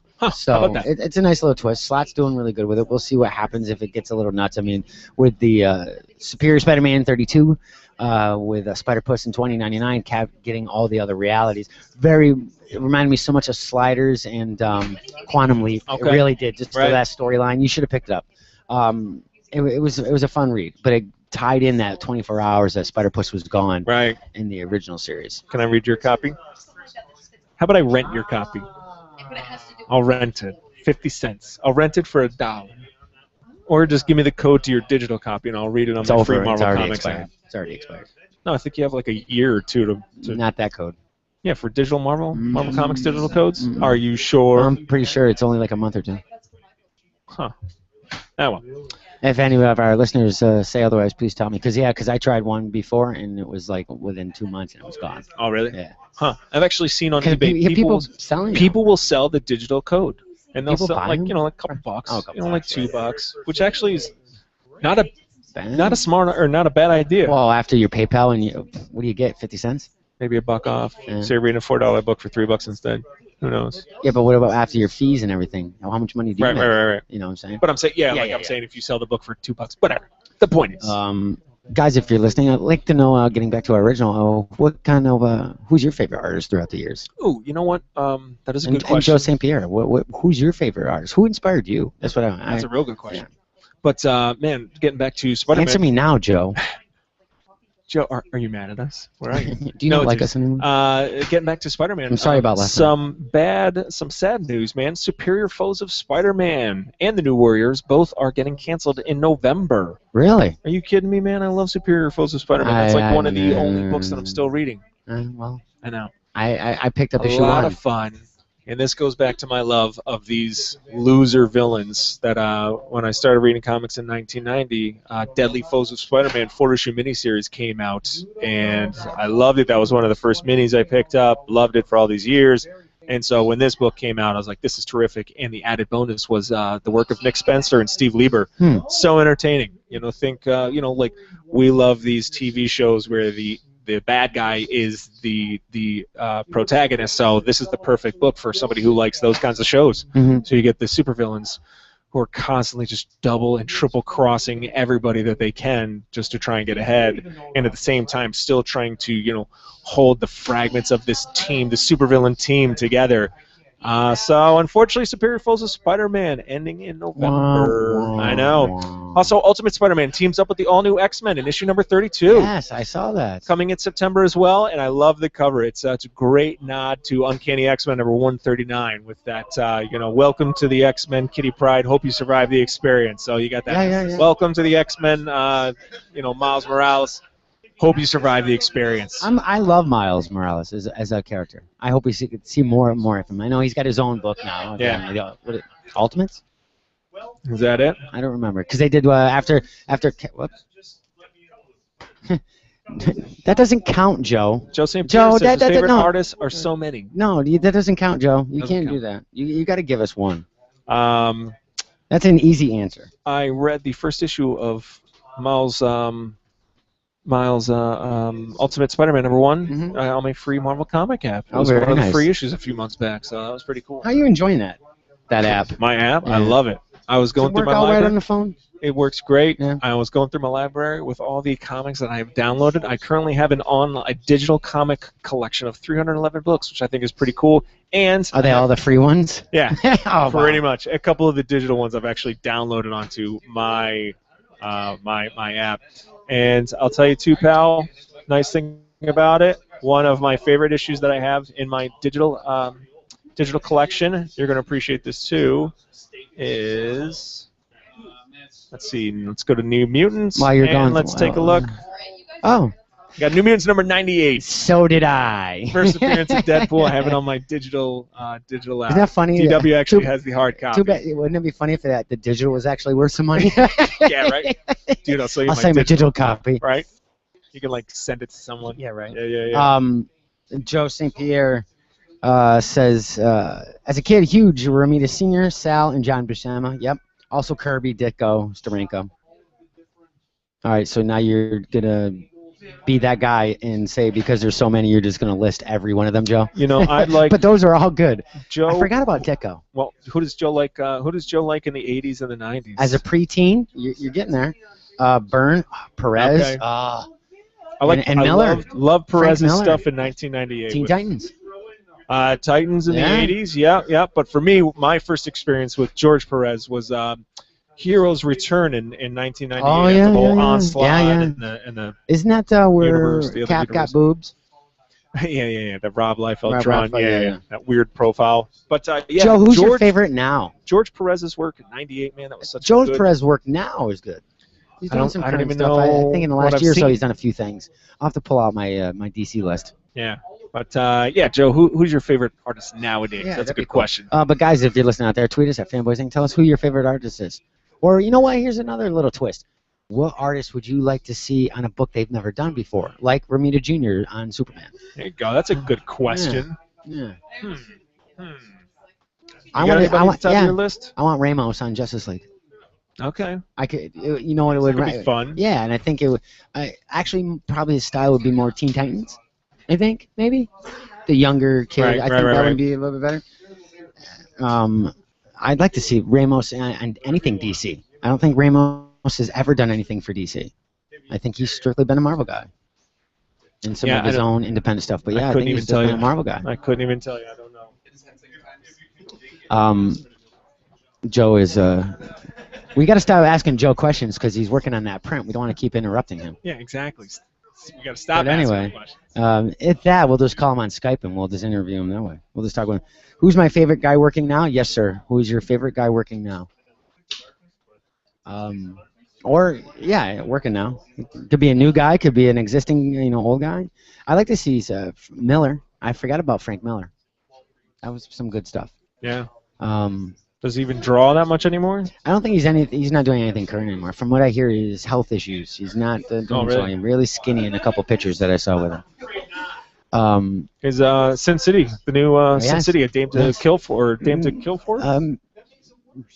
A Dame to Kill For, yes. Comes out today. Yes, it does. No, yesterday. Whatever. Today's Saturday. Comes out this. Jim. Oh man, it is Saturday. Wow. Mr. Paul Harding, My whole worldview is. Could is we, off. could we have you come over here and chat for a second? Sure. You look so excited to come over today. What's You're up, like, Paul Harding? How's hey. it going, Afraid man? I'm going to get yelled at. Why? How's it going? You knew what you did, so. We are learn. talking. We're talking a little bit. It's a good question. Well, we do ask good questions, Joe St. Pierre. Joe. Joe, we were talking about artists, past, present, future. Future. Who's your? We picked like the 70s, the 80s, 90s, and Okay. now. Mhm. Do you have a favorite artist through that time period, or like Through sectional? sectional? Each one, or is it going to be like burned through the 70s, 80s, and some of the 90s? For me, it'd probably be like Kurt Swan, Neil Adams. Oh yeah, okay. Neil Adams, Batman. Totally. Or, Green Arrow. Green yeah. Arrow, yeah. I don't care. Now he was doing Green Lantern, Green Arrow with Yeah. Denny O'Neil, right? Yes. Okay. I believe love it was those Denny books. writing Yeah, it was it. Denny. Yeah. Yes. Yeah. And they were doing new crazy things at that time. And then the 80s, yeah, there's a Is lot there of an them. artist that inspired you or stood out for you more than the rest? I mean, we could In the name a 80s? ton. Yeah. Is that when you guys I know started? I'm pretty going much? to be missing a bunch of them. What's coming to mind? I really liked Alan Davis. Oh yeah, Alan Davis and You're Mark right. There's Farmer. just so many damn good ones out there. It's so hard. I know I'm not thinking of them right now. Currently, I think Mike Deodato is probably Deodato. one of the best out there. Where have you seen him? Well, he's doing Avengers. Original Sin Yes, right now. Yes. Okay. Yeah. Yep. Yeah. And Jimmy Chung is Love his work. Yeah. Such a favorite of mine. top of the game. Yep. And I like Steve McNiven. Oh, I would say 80s artist. Yes, Brian Bolland, without a question. Nice. Number I'm not one. familiar. Very cool. Killing Joke. Killing Joke. Oh, okay. Yep. Yes. Judge Yep. Dredd. Judge Dredd. Okay. Yeah. Nice. Yeah, that's it. See, I knew I was forgetting Yeah, my yeah. favorite Now, artist. no, Art those Adams are the ones. was a favorite of mine in the 80s Yeah, and Art 90s. Adams. Yeah. Awesome. Yeah. Now, are those the ones that influenced you? much. Yeah. I mean, I think a lot of influence came from Brian Bolland. Nice. Now, do you, when you take that, we talked a little bit too, kind of circling back, we talked about the progression of your style, artist style, and we both in a great kind of agreement. Jim Lee's kind of stopped. Jim Lee. His has style, stopped his style progressing. is tight. It's still the same style as it was It is. was in the Right. late '80s, early '90s. I have nothing good to say about. I mean, nothing but good things to say about Jim Lee. Excuse me. He's like I work for DC, so Right. I've always appreciated Jim's work, and he was tops. I mean, I used to copy his work all the time in the 90s. Right. Punisher War Journal mostly. Oh yeah. Okay. That was- There Yeah. you go. I was so into that. Because we were saying as artists, we all want to grow and change Yeah. and elevate. And I kind of was like, Yeah. all right, Jim Lee is already at his top. Can he get any better? I mean, I think It's because we haven't seen a change in the style, or it's so as Joe said, it's so unique of a style. Why would he change?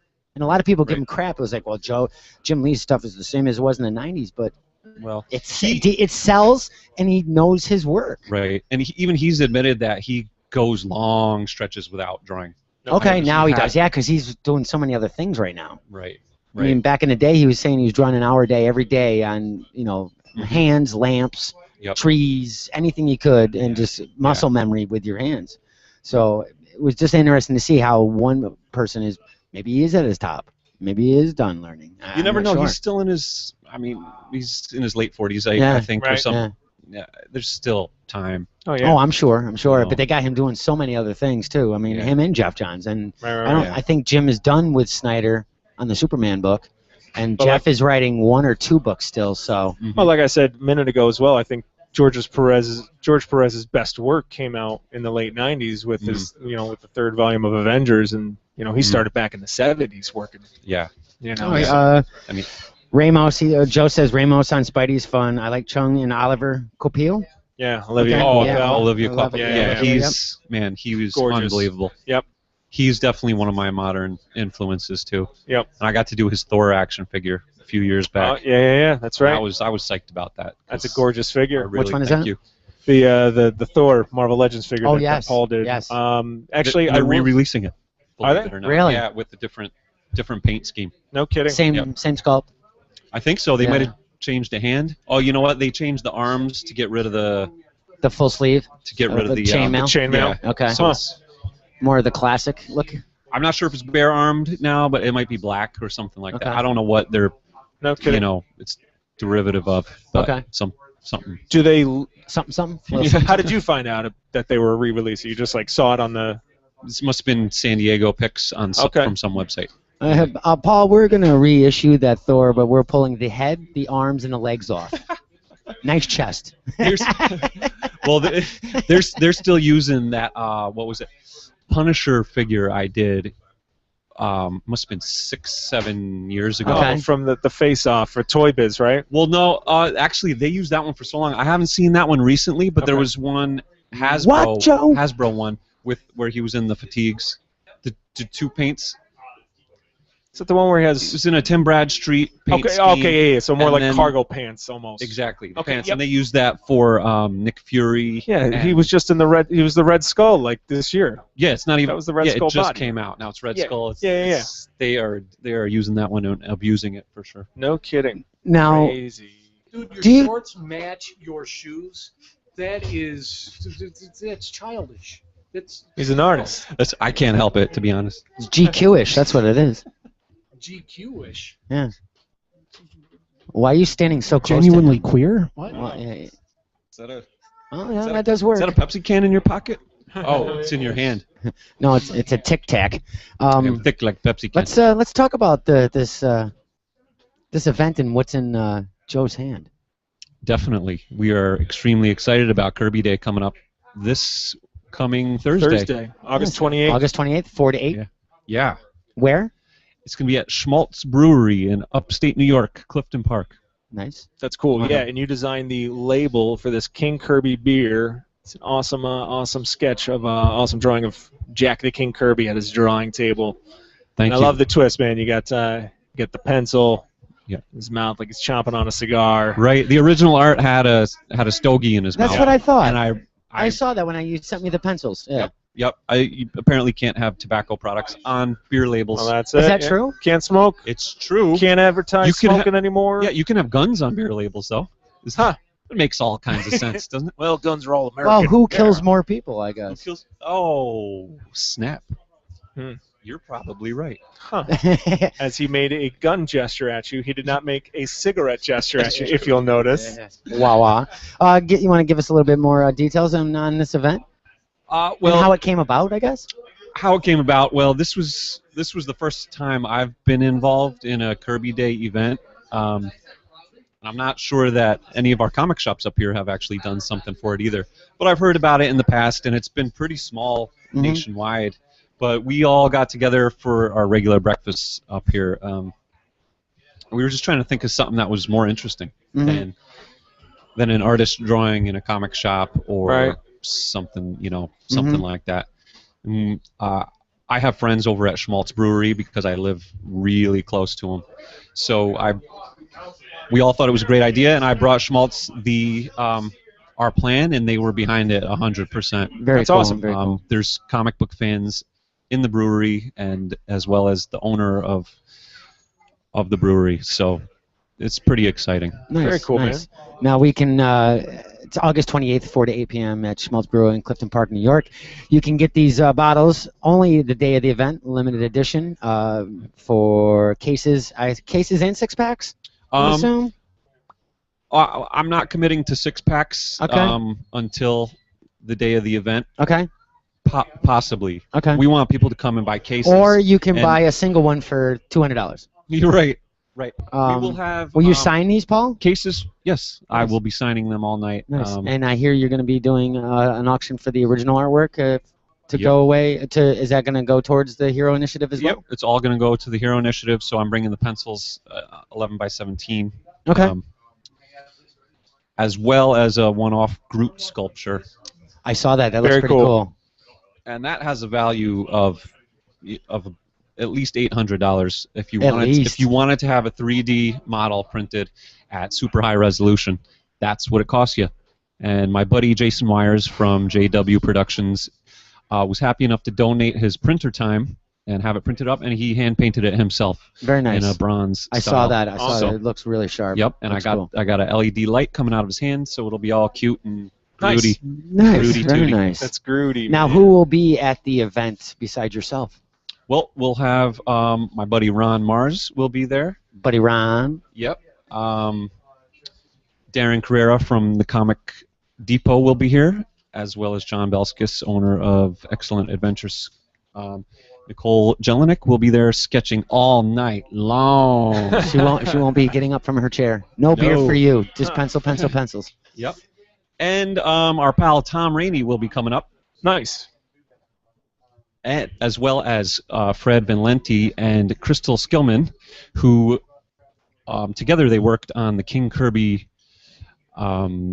play that's down in New York City that just finished up in June to very nice. a great crowd. And I believe they're trying to push that further with a Kickstarter. Oh, really? Yeah, so check that out. Oh, I'm that'd be cool. not sure if it's live yet, but Oh, no kidding. That's pretty cool. check out Fred and Crystal's King Kirby Kickstarter. Very nice. Yeah. Very nice. Nice. We'll be there, obviously. Probably not potting. We're gonna actually enjoy the evening. Yeah, just, good. Just represent. I actually know for a fact that you and Joe will be sketching too, which Sweet. is so cool. I'm very excited for this one. Because yeah, What? because I know you guys are both really good artists, so I'm kind of excited about that. Very too. cool. Yeah. Nice, man. What? So what else I have you don't been working Get on off right the now? microphone, Paul. Yeah. Get off the microphone. Talking about it. So is what do you got going on? What's going on in Harding Studios? Harding Studios. Just had the Justice League chess set come out. That looks sharp. Oh, Now, did you do all the pieces or just Yep, certain I characters? worked with General Giant. Did some of the work on the heroes pieces. I did all of the villains. I just had a Green Lantern icon statue get shown in San Diego. So I Cool. think that's a 10-inch statue.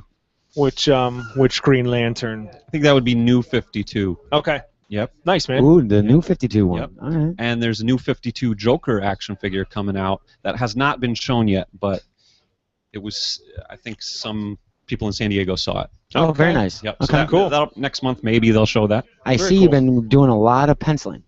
Yeah, I've More been, so than months past. Right. You're really getting into the groove. I go through stretches of Yeah. it. Yeah, definitely. I Usually saw- at the beginning of con season. I gotta have something to show. Right. Is that Not everybody wants to buy $200. did I inspire you for that one over there? Which one? Is that Mr. Commandi? Oh yeah, that was Yeah. It was your It- inspiration indeed. Which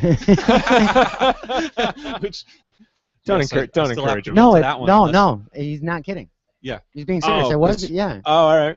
Yep. You can hold. You requested can it. hold on it. You Very can hold cool. hold off on it. You can hold off on it. Well, that's up We to got you. time. No, let's That's hold up off to on you. it because I know There's you're a bunch busy of with stuff. that You needed got to other get done yeah. this past week. Yeah, don't worry about it. But that one was sharp. When I saw that, I'm like, Thanks. what are you doing with that, Nicole? I'm practicing. I'm for you. practicing. This is for the donate. This is being donated for the thing. I'm like, I asked Paul to do me a commandi. What are you doing with it? But that's mine. It's mine. And why is Gru eating commandi? Nice. Oh, Ah, yes. Very Peace. nice. Sticking it She in left 1 millimeter between my drawing and her drawing. Sometimes that's all you need. Good interaction, though. So Very nice. what's next on your? Obviously, we're here at Depot Day. And Yep. you got some of your wares. I see Yes. Harley Quinn. I see Black Cat. Is it? Joker? Yep, Catwoman and Joker. Nice. Or Black Cat. What did I say? Yep. Black Cat. Catwoman. Where's the next con you're gonna be, sir? I'm considering Baltimore. That's coming up in about Well, 2 weeks, but we're gonna be there, so I think you're gonna have to go now. Yeah, apparently I am. You can't. I would love to be there. You can't leave Darren on his own. Nope. I'll be staying with Ron Marz in Oh, this room. okay. All right. Why does it always get back to spooning? Seeing that, I don't get it. Yeah. But yeah, I'll be there. We'll have a Awesome. booth. Nice. Are you gonna be at Grant State? I'm not doing Granite State this year. I think Okay. I'll do it next year, as well as like Comic con next year or two. Oh yeah, Mitch's not midgets. Mitch's con. I heard that went very well. Yeah, he throws a great show. I was talking with Cliff Galbraith the other night on the phone, and we were talking about it, and he said it went really well. So, NYCC? I will be there. I'm not going to be set up or anything. Okay. Are you pulling a Richard Clark? Well, he was set up last year, so but I don't know. He's not going to be set up now. Yeah. He's the roaming pro badge. Oh boy. Yeah, the pro badge. I'll be there like Thursday and Friday, but Saturday and Sunday I'm out. Show drawings. Let's see you guys drawing on camera. Oh, Joe wants to see you guys sketching on camera. I don't know if I can move the camera down to that table, Joe. But we can try doing that later when when we take a break from podcast, and I'll leave it running, and then we'll see if we can move the camera. Are cool. You doing Rhode Island? Nope. I think that's it for me. Okay. Yeah. So New York City is going to be. Yeah, I have a lot of secret stuff that has to be worked on right now. You can tell just us. Nobody's listening. All right, just tell me. Go ahead. It's, some Diamond Select and DC collectibles. Okay. Good enough. Yeah. Very nice. We'll hear more off pod. You guys aren't as lucky. No, I'm just kidding. You won't even tell us, so it's fine. Cool. I can't wait. Hopefully you'll show up for Baltimore. It'll be fun. I may. Now, would you go as a table, or you just go to? Yeah, I'll go. I'll have a table there. Okay. Probably. Yep. Okay. Probably right next to Ron. On Ron's lap. And if I don't get a table and there's one chair, I'm sitting on Ron. Hey, Ron. Yeah. Hey, Ron. I saw you. I told you to wait for me. I saw you left early, so don't worry, I caught up. Can you move your books? Can you move your books over? I need space for my toys on your table here. Well, Ron's telling me to go, and of course I want to be there. So I said, "Well, is there going to be space for me at the booth?" He said, "We'll make space," and he winked at me. Oh, whoa! That means you're going to sit on his lap.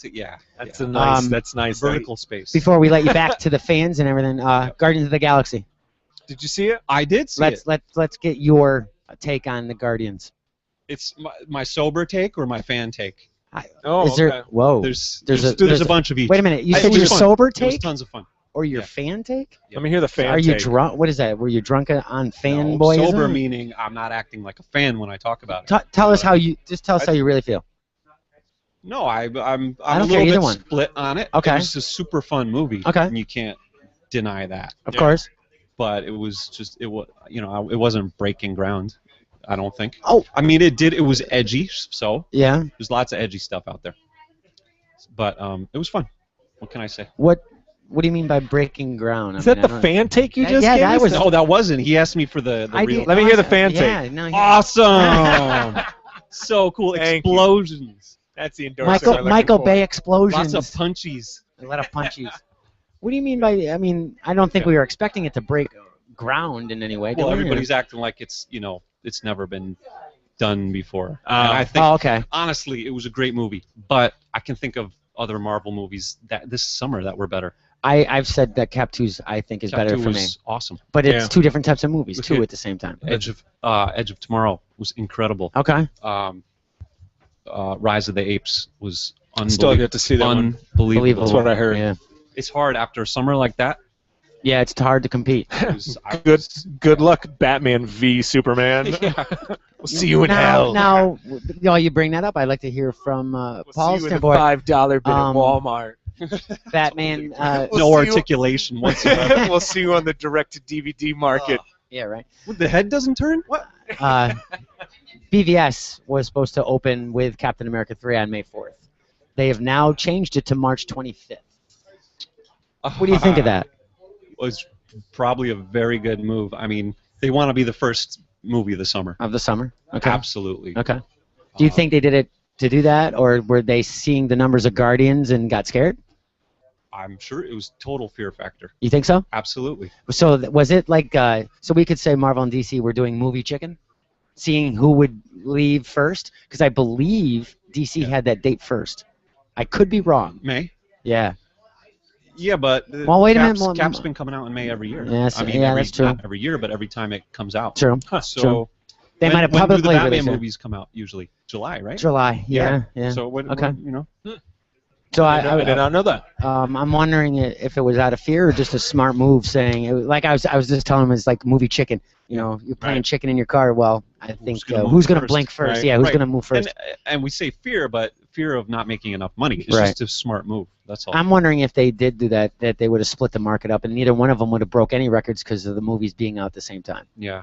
There would be no great, opening. Nobody's going to break an opening Friday if you got Right. both those movies going. Right. Or Right. people are going to spend $30, see that one, and then go right to the next one. Right. So and I double header. probably would see both of them. So but would if I had to choose, it would be difficult. Did anybody see? Would you? I know the Cat movies are awesome. I know think for a fact. we've So- already. Yeah, I stated that I would go see BVS first, Yeah. just So because you we've and- never seen it before. Right. Right. Right. So I mean, and he said he would go see Cap first. I'll go see Cap first. Yeah. Yeah. I just don't care about BVS. Right. And you guys can meet at the water fountain or in the bathroom. Yeah. True. Probably the At bathroom. the popcorn. Bathroom, and Probably. we'll cross streams and swap stories. Yes. What? Indeed. Excellent. No, you never cross streams. You know that, right? Nobody's That's just ever. reckless. No Did wonder anybody why see- nobody talks to me anymore. Nobody tells me that anymore. Did anybody see Teenage Mutant Ninja Turtles? Yeah. Did no. anybody course not. care? What do you mean? Exactly. What? Thank you. Just. Rich is a grown up, and I'm just sensible, just plain sensible. You didn't go see it? No. Why am I the only one in the room that saw it? You're kidding. You did not I see didn't it. You did I not didn't mean see it like that. I didn't see it. And what is that comment that I'm a grown up? You don't watch comic book movies, Richard? Rich is not of our generation. But you draw but you draw comics. So once again, how does that make you not an adult? Consume what I make. Fair enough. Okay, there were so many things I could say right there, but I'm definitely not gonna. I am not a shit eater. Wow. So now all these movies are shit? You, sir. Yeah, you want to finish? Richard Clark, ladies and gentlemen. Yes. Thank you for leaving. Wow. Okay. So all of us that go to see. Well, you're just warming right up, aren't you? It's going to be the best soundbite. You didn't wear your appropriate shirt today. You can't be on fire. So anyway, cool. All right. Nobody saw Teenage Mutant Ninja Turtles. I've heard nothing but bad reviews, but it's making a killer amount of money. Yeah. A killer amount of money. Look at the last 4 Transformer movies. Yeah, true. Kardashians top the ratings. Yeah. Yeah, That's right. true, too. Use commercial success as a barometer of value. Well, I don't think that. I think the Suits in Marvel. What's going on out there? There's Cap and Spider-Man fighting. Oh, photobomb. So the Suits, Richard, would disagree with you. I think they want money. They don't give a crap. Huh? Well, as far as they're making the money, the Suits as the suit, the bigwigs, corporate bigwigs, the right, corporate yes. bigwigs. They're going to make money. They've already doing. They've already got the sequel planned already. Of course. Of course. For Turtles 2? Yeah. Yes, they do. Yeah. So I mean, I think it was even announced, just like Guardians 2 was already announced before it even hit the theaters. Yeah, and I mean, look at the money Transformers just made. I didn't Crazy see the movie. money. I Neither didn't see did this one I. either. Of course, there's going to be a sequel to that. Are we bad Right. fanboys because we're not going to see these movies? No. No, I don't. I don't read every comic book that comes out. That's I don't true. buy No, every that's toy true. that comes out. What? I don't watch all the What? comic book TV You shows better- that come out. You're pretty close Joe- to buying all the TV. Joe, you're a Transformers fan. Yeah. Like unabashed, straight up, hardcore. Hardcore. Yeah. But you'll Yeah. wait for it to I come didn't out see on the DVD. last. Yeah, I didn't see this one, and I didn't see the last one in theaters. Neither did I. Yeah, I learned my mistake after the second one. After I mean, it being an you know hour what? That too brings long. up before we Yeah, go on. yeah. Before we go on a short break, that brings up a question. Is the going to the movie theaters lost its mystique? No. For me, absolutely not. All 'Cause the comic book Right. movies and sci-fi stuff. I'm on their. But we own seem to be opening more night. picky and choosy now. Like I would have gone to see back in the day if it was Transformers because it's on the big screen. You want to see the real effects. But Right. now we're just like, or I should say, are the movies affecting the way that we go to pick our movies? And there's a mystique because being on the big screen is awesome. Yeah, but also, I mean, But the you're fact that- fine with seeing it on a 55-inch at home Well, now. that's just it. I mean, we don't have little 32, 13-inch right, TV, right, 32-inch right. screen TV. People have 60-inch, flat screen, widescreen TVs. Like I won't go see all of them in the theater either. Like I just saw Amazing Spider-Man 2. Just saw it. I haven't even seen that yet. yeah, I didn't bother to see I it. will be buying the I- 3D Blu-ray probably. Right. Just to. And I saved Yeah, I think so. I saved the going to the theater for like Guardians of the Galaxy. For special occasions. Yeah, it's so there's a mystique to it. So you see it on the big screen. 'Cause you wouldn't be able to. I don't think I would enjoy Guardians as well on my 55. Yeah. as I would on the big screen. I'll be having a Guardians party at my house though, Sweet. Okay. I'm and coming. you guys are coming. And in I'm costume? gonna dress up like Charlie 20. I'm gonna Don't dress dress up. like Alita. Be dressed. No, dress up. Alright, whatever. I want you to try to pull off Whatever. Rocket Raccoon. No, I'll do. I don't know. Did you I'll see that surprise Groot? you. Did you see that Groot cosplay that was on that we put on the Yeah. page? It was awesome. That Yeah. was pretty It impressive. was really cool. It's freaking awesome.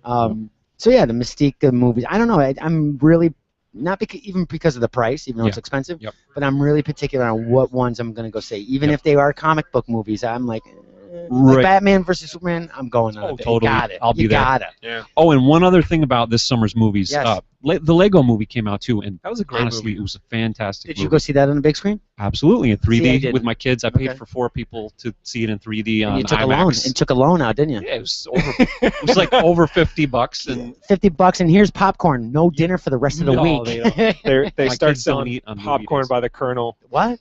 My kids don't eat on movie days. Yeah, What do you mean? Oh, well, I pay for movies. I can't pay for food Oh, too. oh, can't pay for everything. Yeah, Jeez. right. The Lego movie though was so I haven't much seen it fun. yet. I haven't seen it yet. Yeah, I did Yep. not see that one in the theater, but I recently saw it, and it was just a shit ton of fun. Oh my Yeah. god, it was amazing. Yeah, it was the best. It was hilarious. It Yeah. was good for our generation and kids that are growing up now. Yeah. I mean, it's so cool. Very cool. And I even felt like the ending, like the sort of the twist there that you get. Richard, it wasn't that unbelievable. We have a It request didn't, from a viewer So to see I what got, you're drawing you know, on the camera. I got warm and fuzzy. I got what you're drawing right now on I camera. got all those good feelings when they snapped into reality. Out of the Lego world at the end. Right. I Oh, was very just- nice. I was blown away. We'll Yeah. put those pictures up a little And it was later. simple. It was a simple Because idea. the camera's a little hard to move around. Are you like interrupting Paul and I's conversation? Like we're I can't even totally hear him. No, I was totally talking to having a myself. conversation. Go ahead. Well, I was talking with him. Apparently, my gums were running too. What about my guns? All 4 of us were talking at the same time. Oh, that is a cool Doctor Doom. We'll put those pictures up a little bit later. It's hard for me to move the camera right now. As Joe wanted to see some of the sketching up there, and we'll take pictures of that and put that up. It's good. Ooh, can I see? Can I see wanna that? take a look at it? Yeah, I want to see that one. Can we put that in a? Let's take that in a camera shot. Now this is for, if you want to tell everybody. It's the jam piece that we're starting today, which is Depot Day, which is the beginning of Kirby Week. So that'll be continued hopefully by Tom Rainey on Thursday, Depot Day, and then perhaps someone will pick up. I mean Thursday, Kirby Day. What did I say? Depot Day? Yeah, you know what I mean. And then So you did the Commandi, and Nikkol Jelenic just did Groot. Right. Very cool. Yep. There you are.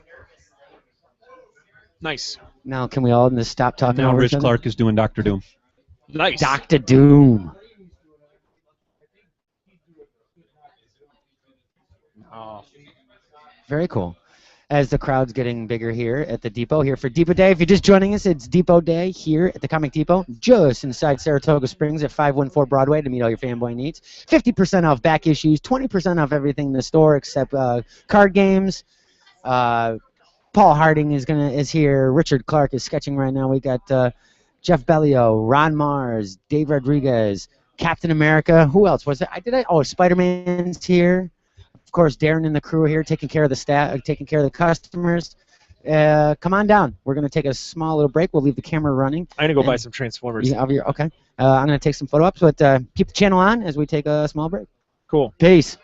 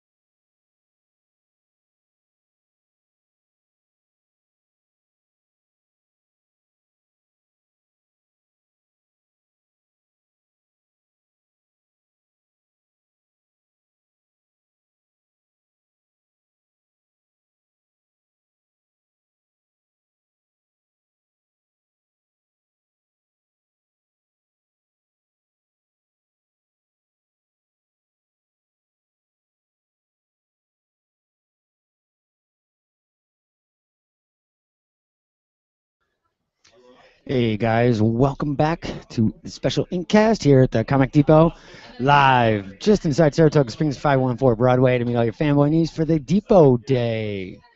Got a good crowd going on here. We got guests Paul Harding, which you heard a little bit before the break. Richard Clark, obviously you hear him all the time on our podcast when we're here at these events. Sitting next to him, Nikkol Jelenic, and we're having problems with the camera here. Funny.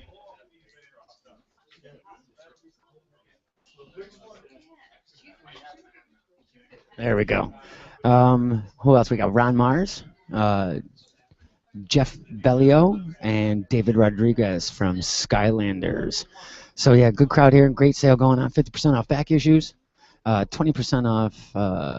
What else we got? We got 20% off everything in the store. Obviously, 50% off back issues.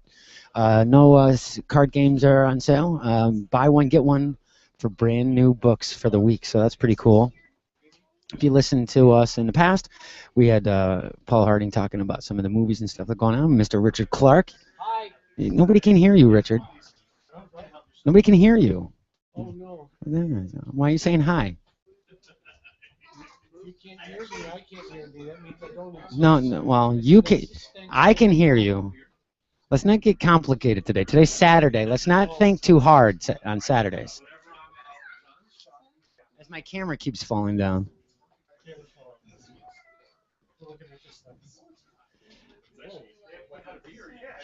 As I'm staring you. But anyway, guys, also we want to tell you about October 18th here at the Comic Depot. We're going to have celebrating the release of Skylanders 1, written by Ron Marz and drawn by David Rodriguez, or written by David Rodriguez. It's going to be October 18th. There will be a signing. And there's also they're doing an exclusive Skylanders #1 Comic Depot variant cover, only available here. Sketching, we're going to have some various other artists from various visions and making a Skylander swap force. So we're going to get some concept artists, some great stuff going on there. $25 sketches, raffles for exclusive Skylander merchandise. And proceeds benefiting Ronald McDonald House. So check that out. October 18th, we'll be talking more about that. We'll probably have Ron on a little bit to talk about more about that. I was talking with Ron just a little bit off pod. You know, we talked about this on the podcast a few times. Excuse me. I'm trying to keep that camera up so you guys can see stuff. As you see my giant hand in there. Con season, it's just getting busier and busier, and we're just talking with some of the creators here. And they're feeling it too. Just the huge insurgence of cons every weekend. Ron was telling me earlier that his season ended like around late October as far as con engagements. Now it's going all the way into the right before Christmas. So it's kind of interesting to see all these new insurgents of cons and kind of demanding on the creators and trying what to do. As we were talking, he's going to so many cons, he can't to push books that he's doing and projects, but he can't finish the stuff. So it's kind of difficult, for some of these guys because they got to work to go to these cons and stuff like that. So it's kind of difficult. Just joining me, Joe Nub, who probably bought a ton of toys. Back. Anyway, go ahead and chat a minute, will you? All right, I'm going to let everybody know what I picked up at the Comic Depot today because they have this great 20% off sale. Now, Paul Harding might remember Battle Beasts from Hasbro. Think rock, paper, scissors when you were, that fun little game. And it's essentially each of these characters, it's an anthropomorphic armored animal. I don't want to knock coffee over. I'm going to hold this thing up. Hold up. So anyways, produced by Hasbro in 1987. The series went for 3 little series. There was no cartoon show for it. I think maybe Blackthorn Publishing did a comic book, but I don't think it lasted very long. Funny enough, it actually is part of the Transformers mythos, however. In Japan, after the cartoon show stopped here in 1987, it continued over there. And for one episode, in one of the Japanese episodes, there were these characters on a distant planet. Who knows, the Decepticons were trying to take over them, so they fought against the bad guys. So this is a nice little piece, and I'm so glad it's still in the package. It's referred to as MOC, mint on card. No, that for the dollar you see, that's an old KB toy store tag And it used to Oh, be okay. $2.99, marked down to $1. Nice, nice. Yeah. But these things actually in the aftermarket, to find them loose, complete with all the accessories, they can command some money. Nice. Yeah, not bad. So they're Cool. fun. We'll find them on your eBay page soon. Yeah, right. No way, man. I'm hanging on to that. I love Battle Beasts. What else did you get in there? I see your bat. You got some Couple of goodies in there? Generation 1 Transformers Of course, figures. of course, Sky of Warp, course. very excited for this one. It's one of these Secret Jets. I used to have him as a kid. This is Hounds. Is that We'll the one hold you were Hounds. just talking about that was... Here's Hounds, Generation 1 Hounds. Turns into an Army Jeep. Yeah, unfortunately, he is broken, missing a couple of pieces, but he comes with his instruction booklet and his tech specs. And you know what? He's first series 1984, and I think despite a couple little breaks and missing pieces, he'll still display well on the collector shelf. Yes, yes, indeed. And lastly, the last toy that I picked up here, super nerd that I am, Sky Warp. Ooh, nice. Transformers, purple jet flying high. Had that one as a kid, lost all the pieces, broke into the bejesus. So Chris Kaminsky, the pusher here, hit me up the other day saying, "Hey, look at what we just got in." I said, "Hold them for me." What? You want me to take it out of the bag and play with it? What? Throw it high in the air and see if you can really fly? So, Very cool, very cool. yeah, man.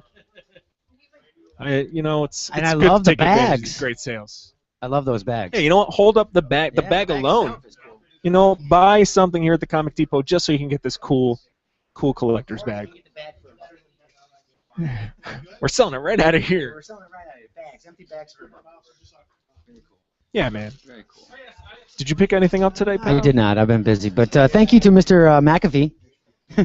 As we were in the back conversing and just taking a little lunch break, I'm talking with Darren, and I get this little comment on my on our YouTube page where the channel's running. Yeah. And the comment was, "Did Rocket Raccoon need the camera stand?" So I immediately knew something was wrong with the Something camera wrong with the I camera. so I ran out here. So thanks, Glenn, for what do I want to say? Helping out. Yeah, thanks. I'm a Thanks for little. helping us. Yeah, thank you for helping us. But anyway, the depot day here is going very well.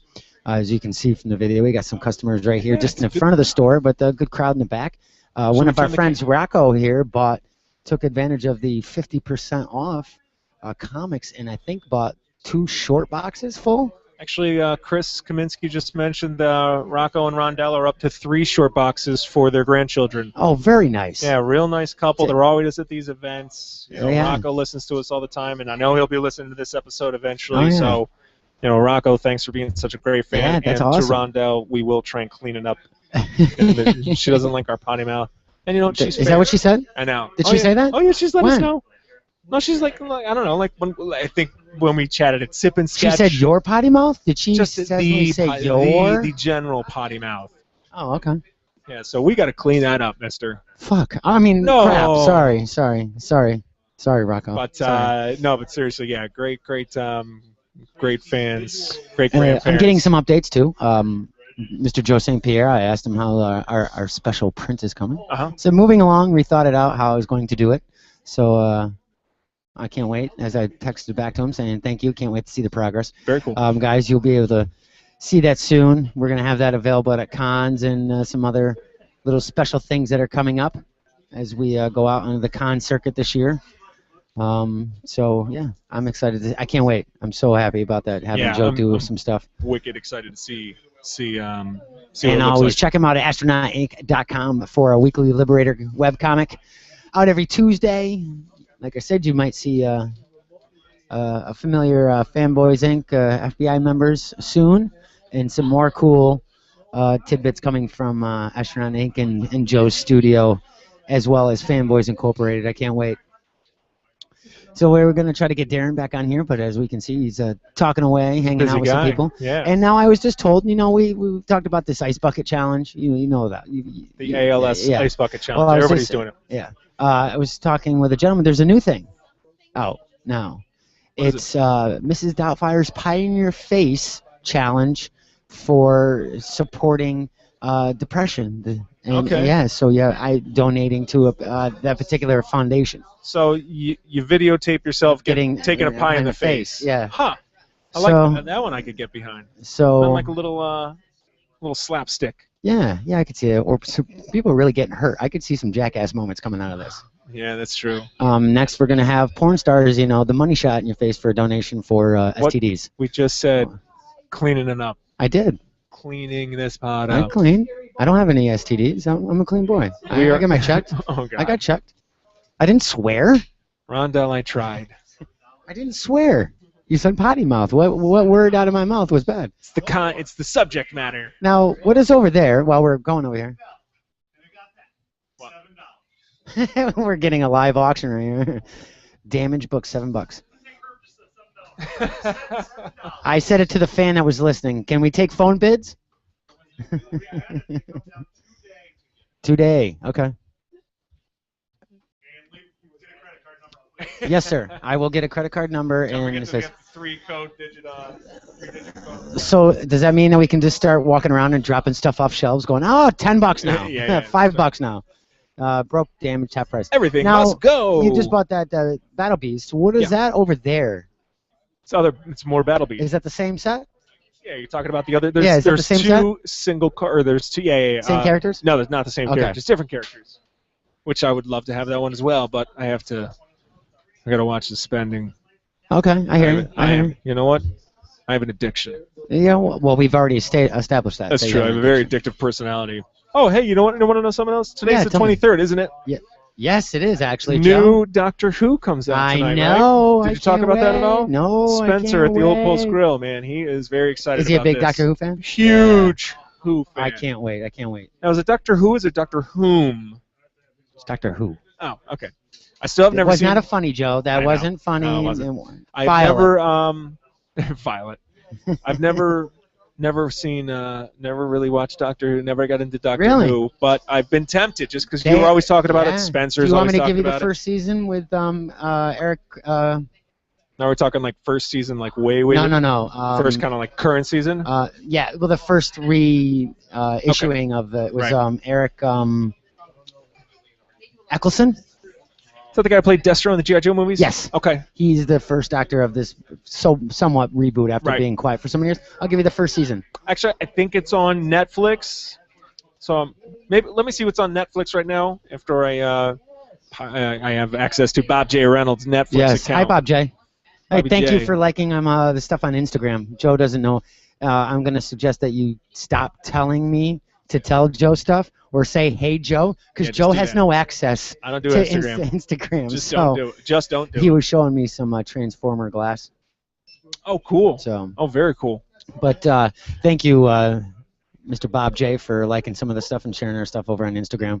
I do some different stuff over there than I do on our regular pages just to keep it fun. Also, like pictures of you like posing. Yeah, he loves my spread leg shot. He almost likes them too much. Yeah, you can only like once, but I know he keeps Right, pushing yeah, that he heart just a little keeps too many times. trying. Yeah.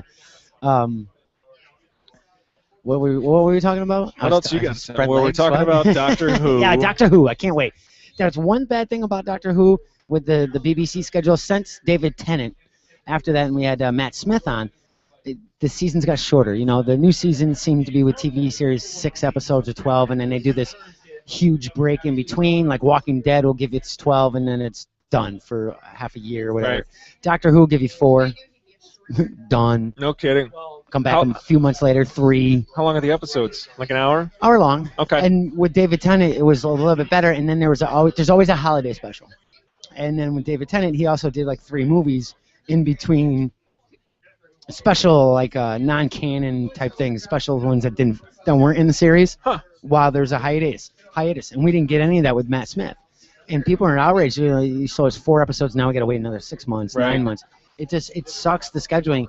And if you're a true Whovian, I mean, you're gonna watch the show. But people trying to capture new audience, you definitely can't do that. Right. And that's kind of what That's happened with tough. Shield too on ABC. Their scheduling was all screwed up. I mean, of course there was sports, there was World Cup, all that kind of crap going on. So you see 2 episodes, now you gotta wait 3 more weeks. You see 1 episode, you gotta wait 2 more weeks. Right.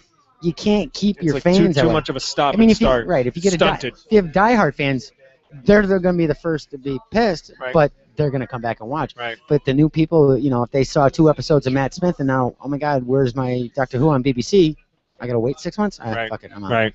So And then honestly, for as far as Shields, I ended up liking it more and more. But yeah, after the first few episodes, when everybody was kind of like, the show's not really that great, like I kind of stopped watching. So then I was sort of paying attention to what the reviewers were saying and the buzz, and it was getting better. So I was like, all right, you know what, I'll go back and check it out. But yeah, I hate stopping and starting on the TV shows. Yeah, Lost used to do that too. Oh, really? Maybe it's something to do with ABC. Or at least maybe I thought Lost did it. Who knows? Well, you were lost. Maybe it just seemed like an eternity between one episode and the next because it was so compelling. See, I didn't really get into it. No? I watched, what was that, 3 seasons? 4 seasons? Okay. Well, how many seasons was it? The show went 6? 6 seasons? 6 seasons? 1 season. You only checked out one season? And I stuck through the whole season, Right. but I just couldn't get into it. Huh. I don't know. I don't know. It's hard. For me. I mean, with TV series, it's like I got hooked on Smallville, which was cheesy. Arrow got cheesy, but I stuck with it because it got a little edgier. Getting in a new series is tough for me. I mean, like Breaking Bad was easy though. I mean, when a show nails you on the first episode, I'll give it 1 or 2. But when it nails it, you know you got to stay with it. Yeah, right. Like the House of Cards. Everybody's talking about House of Cards. That was a great Sorry, show. don't. I can't do it. No I don't kidding. know what it is. It does. Maybe I just got bad taste. I don't know. Or what. You heard it here first, folks. Yeah. I don't know why I couldn't get into it. Game of Thrones too. Game of Thrones I haven't even checked out. I just everybody. I can't hear people talk enough about that darn show, but I haven't seen it. Yeah, I've watched single 2 episode. episodes, and they're like, "Well, you didn't give it enough." I'm like, "Oh, how many episodes in do you want me to give it till it gets good?" I mean, I can't do that. And plus, now it's a lot of time to invest to try to catch up in the series. I mean, you're talking about an hour episode, and it's what is this the 2nd, 3rd season maybe? That's a lot of episodes. That's a lot of hours to try to catch up on. Like on Breaking Bad, it took me. I waste a lot of hours because I got caught up in 3 days. So that was 4 seasons I got caught up on like that. So I mean, I was not getting anything. I didn't go. But that's how compelling. Didn't eat. Yeah. Call anybody. Learn how to make meth so I could stay up to watch the show. Ironically, not yet. Yeah. But that's a lot of hours wasted. That shows you how compelling some of the shows are that you just get right into it. Right. You know. I don't know. The Game of Thrones. I'm not even interested in any of the characters. They're going to be at it's a Baltimore Con or Rhode Island. One of the two. I think it's Rhode Island. I could care less. I mean, there's actors and stuff, but I just couldn't. Okay. I'd rather go see Ren and Stimpy. Yeah. And they're not even real. You know. But speaking of that, yes. If we haven't heard before, our con season, Baltimore, Grant State, New York City, Rhode Island. I'm actually now really excited because I forgot to say, realize that Ron's going to be at the Baltimore. Ron Marz will be at the Baltimore Con. Richard Clark, Paul Harding now is going to be there. Nikkol Jelenic.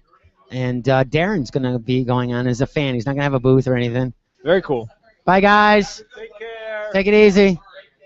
And there goes Rocco with 2 men, 4 boxes. 2 men and 4 short boxes. Wow, there's a joke. That's great. There's a joke in there somewhere, I think. Oh, yeah, right. So I think it's going to be fun. We're going to miss you. You better go to Granite State, dude. I'll go to something. Can you at least try? Granite State would be the easiest one for you to go. I will go to the Granite State. It's the closest one. I will go. Okay. Because I doubt you would come to New York again. Not doing New York. New York was expensive. Grady and I were just talking too. He was asking me if I was going to New York. And here's for me. How much wasn't that expensive for us to go? It wasn't that inexpensive, but it wasn't that cheap either. Well, you did buy a lot. Did I just say the same thing twice? Yeah, didn't you? But you bought a few. Well, you didn't buy too many toys, didn't you? You bought was it 2 G.I. Joes or 2 Star Wars? No, I bought 1 G.I. Joe and 1 Battle Beast for literally I spent like $20 maybe for the both of them. Yeah, it's not like I blew my load. Our hotel was pretty inexpensive. Yeah. Anyway, but here's granted it was on Queens Boulevard, which kind of sucked. Yeah, it was fine. But anyways, man, I got mugged. As far as the actual crowd at conventions, like I just realized I'm not a big convention guy. In all my years of collecting, before we started this thing, like I never really went to. But you would have gone to Toy Fair. Yeah, I would go to Toy Fair. Yeah, they're showing new toys. Yeah, of I'm course. a toy guy. Yeah. Hell yeah. No matter how expensive to a point it would be, probably. Yeah. I remember I went to like the Holiday Inn convention back in the 90s. I've been to its first 2 Star Wars celebrations in 99 and 2002, but no, it was never big like, oh, I'm going to San Diego, I'm going to New York Comic Con. I think it's just crazy there. Well, that's it. It's just so congested. Ooh, actually, I'm sorry. Let me mention this too before I forget. Old buddy of mine from when I lived in Sarasota going to college, my buddy Christian hits me up the other day, And he's like, hey, man, hope all is well. Haven't talked to you in a while. He's like, I just want to let you know I was at the Tampa Bay Comic-Con, and he had Mike Zeck sign Punisher comic book that nice. that he did back in the day. So that was pretty cool. Nice. Yeah, Christian was a big Punisher fan, and so he's like, hey, man, I just want to let you know I met Mike Zeck, had him sign my book. I'm like, that's that's awesome. cool. Yeah. That is cool. Yeah, because he has a 10-year-old son now, so Nice. yeah. But, we've talked about this on podcasts past. New York is great. Panels are great. Guests are great. You get to see some celebs, But it's just too hectic. I mean, Yeah. I'm real not congested. and And if I Grady even wanted to mentioned try that to too. He's like, unless you're like a big, somebody who loves to go to see the panels and like meet stars, then you could get away with not going to the comic. It would almost be better. If I was just a fan, I'd spend the $300 to $500 for a booth, just so I have a place to sit Just behind chill. and relax. I'll just buy a booth. I'm not selling shit. I'm not doing nothing. You can This even is my put up personal like booth. just big screen, My around, booth, a yeah. big tent, or Yeah, whatever, my and just booth. go in. It's Yeah. called my booth, Yeah. and just be able to have that space. Yeah. And it's just so hectic. And when we went 2 years ago together, we didn't go as Fanboys Inc. We went just as us, just to scope it out. Even toy hunting was a pain in the ass. It's just, and how many vendors did we possibly miss because you don't see them? The crowd Right. and you're just trying to get through the aisles as fast Right. as you can and not worry about anything. And I personally found that some of the prices were jacked up a little more. Well, they're gonna be. Yeah. That's expected. Right, and that's And how many? kinda like, but how many man. people are informed? I mean, are you talking about toy pricing? Oh, right. For me specifically, yes. I didn't pay attention to the comic book prices. Right, too but much. who? What? What are you showing us? Nice. Oh, what's Right he over showing there, us? Chris has some. Could be alternators if they're die-cast. They're Vinyltech. Nice tracks. He just picked up some in the, let's say, the first decade of the 2000s. Hasbro and Takara, the Japanese counterpart of Hasbro, did these awesome. They got fully licensed cars and made Transformers out of them, and they did them at I think a 1/6 scale or slightly larger.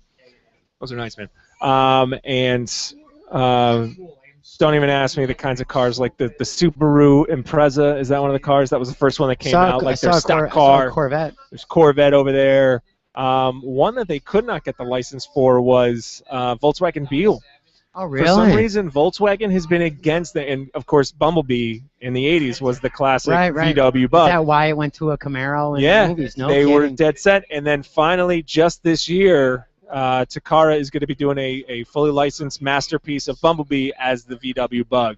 So I think Volkswagen finally came around. No But kidding. yeah, that alternators Hey, Grady, line was pretty can awesome. you grab my tablet on top of the soda machine, please?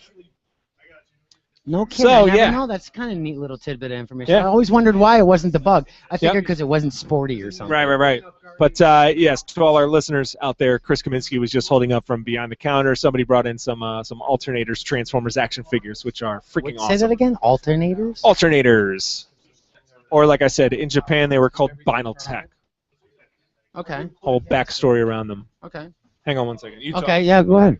As Joe goes, checks toys, of course. Kind of getting back to what I was talking about with the cons. Joe and I went 2 years ago. It was just fans, and I'm not a big crowd person, but I wanted to go experience and I've gone back last year, and I'll be back again this year. This is, I think, why I like the smaller cons better. I can hang with our friends that are in the industry, actually talk to some new creators, and relax a little bit, and actually walk through the aisles and browse through what the vendors have. New York City, it's just a mad race everywhere. This year, the rumors are now that they're possibly going to be going to try to get a bigger venue. They're also going as a week-long event now because they see the popularity of what's going on in the industry. It just, don't get me wrong, if you've never been to New York City, you got to go. It's definitely an experience.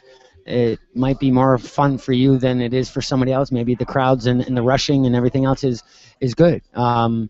You need at least 2 days to go through that con. Take full 2 days. 4 days, I will tell you, as we can say that we are people somewhat into the industry, skirting it and reporting on it. At the end of Sunday, if I even hear the word comic book, I want to shoot somebody. It's just sensory overload. It's like Vegas. but Nerd Vegas, sensory overload for the 4 days. Has its moments, but it's a lot of work. Especially if you're a creator at a table, or if you're somebody like us, so podcasting, interviewing, it's a lot of work because they're on tight schedules. That means you have to be on a tight schedule, and you always have to be moving. And I was joking about the booth, but I got a booth.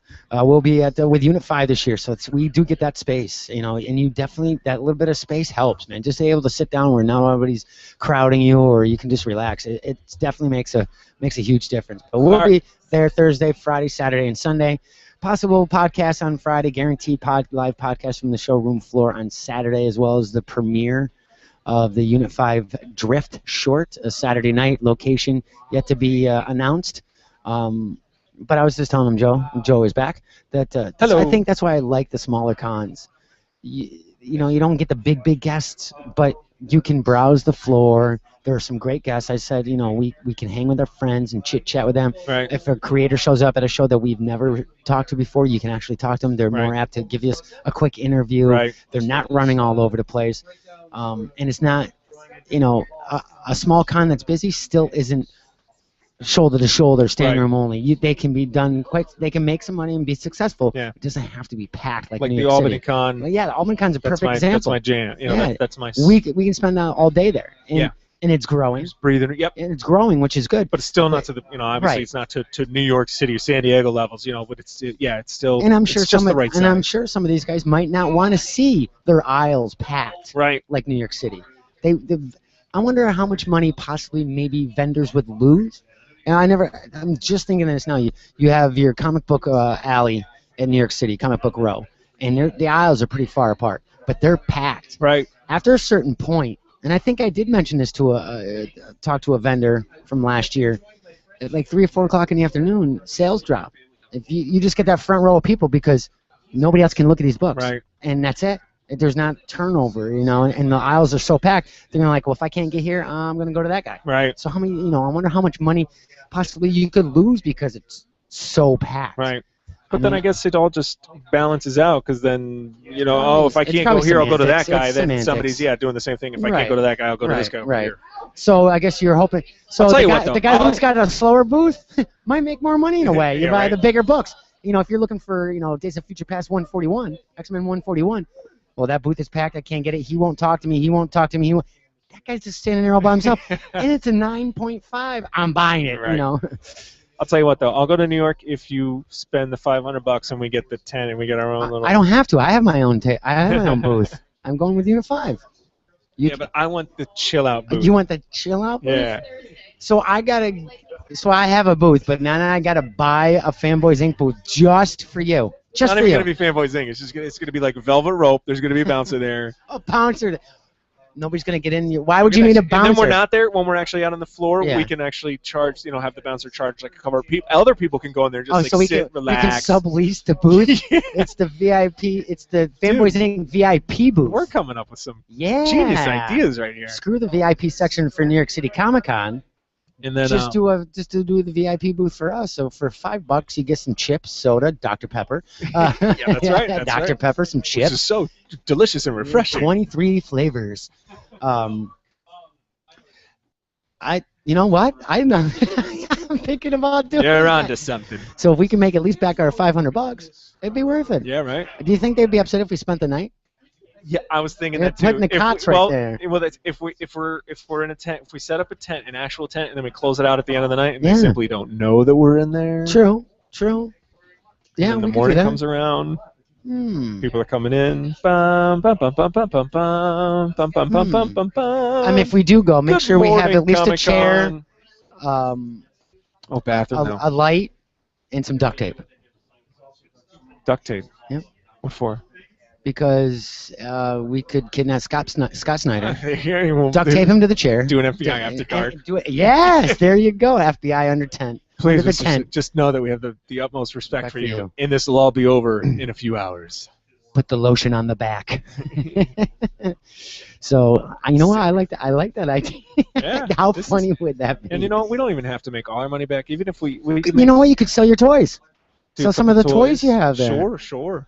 But I want like shag How carpet in How there. funny would it be if we just put it in our table? There's like 4 broken G1 Transformers for sale. That's it. And that's that's all we it. got. That's right. I love it. Honor system. Put the money in the jar. That's right. I wonder if they would have let us do All right, that. we're gonna have to look I'm more wondering into if this. they let us do that. Fanboy Nation. Go over to Kickstarter.com. Type in Kickstarter.com/Joe's Tents. That's right. And fund us. And if you put in enough money, you can get a space in a tent too. From Saturday between 3 and 4, that's all yours. You get an hour. If the more money you spend, the more hours We'll you do get. like a timeshare then. Yeah, timeshare tent. Nice.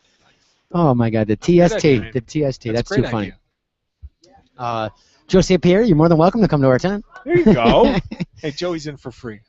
Well, yeah, Joe. See you later, Later, bud. man. Later, Cap. We could have Joe sketching there at the table. There you go. There you go, Joe. There's your free table. You got a tent, got a cot. You're all right. set, man.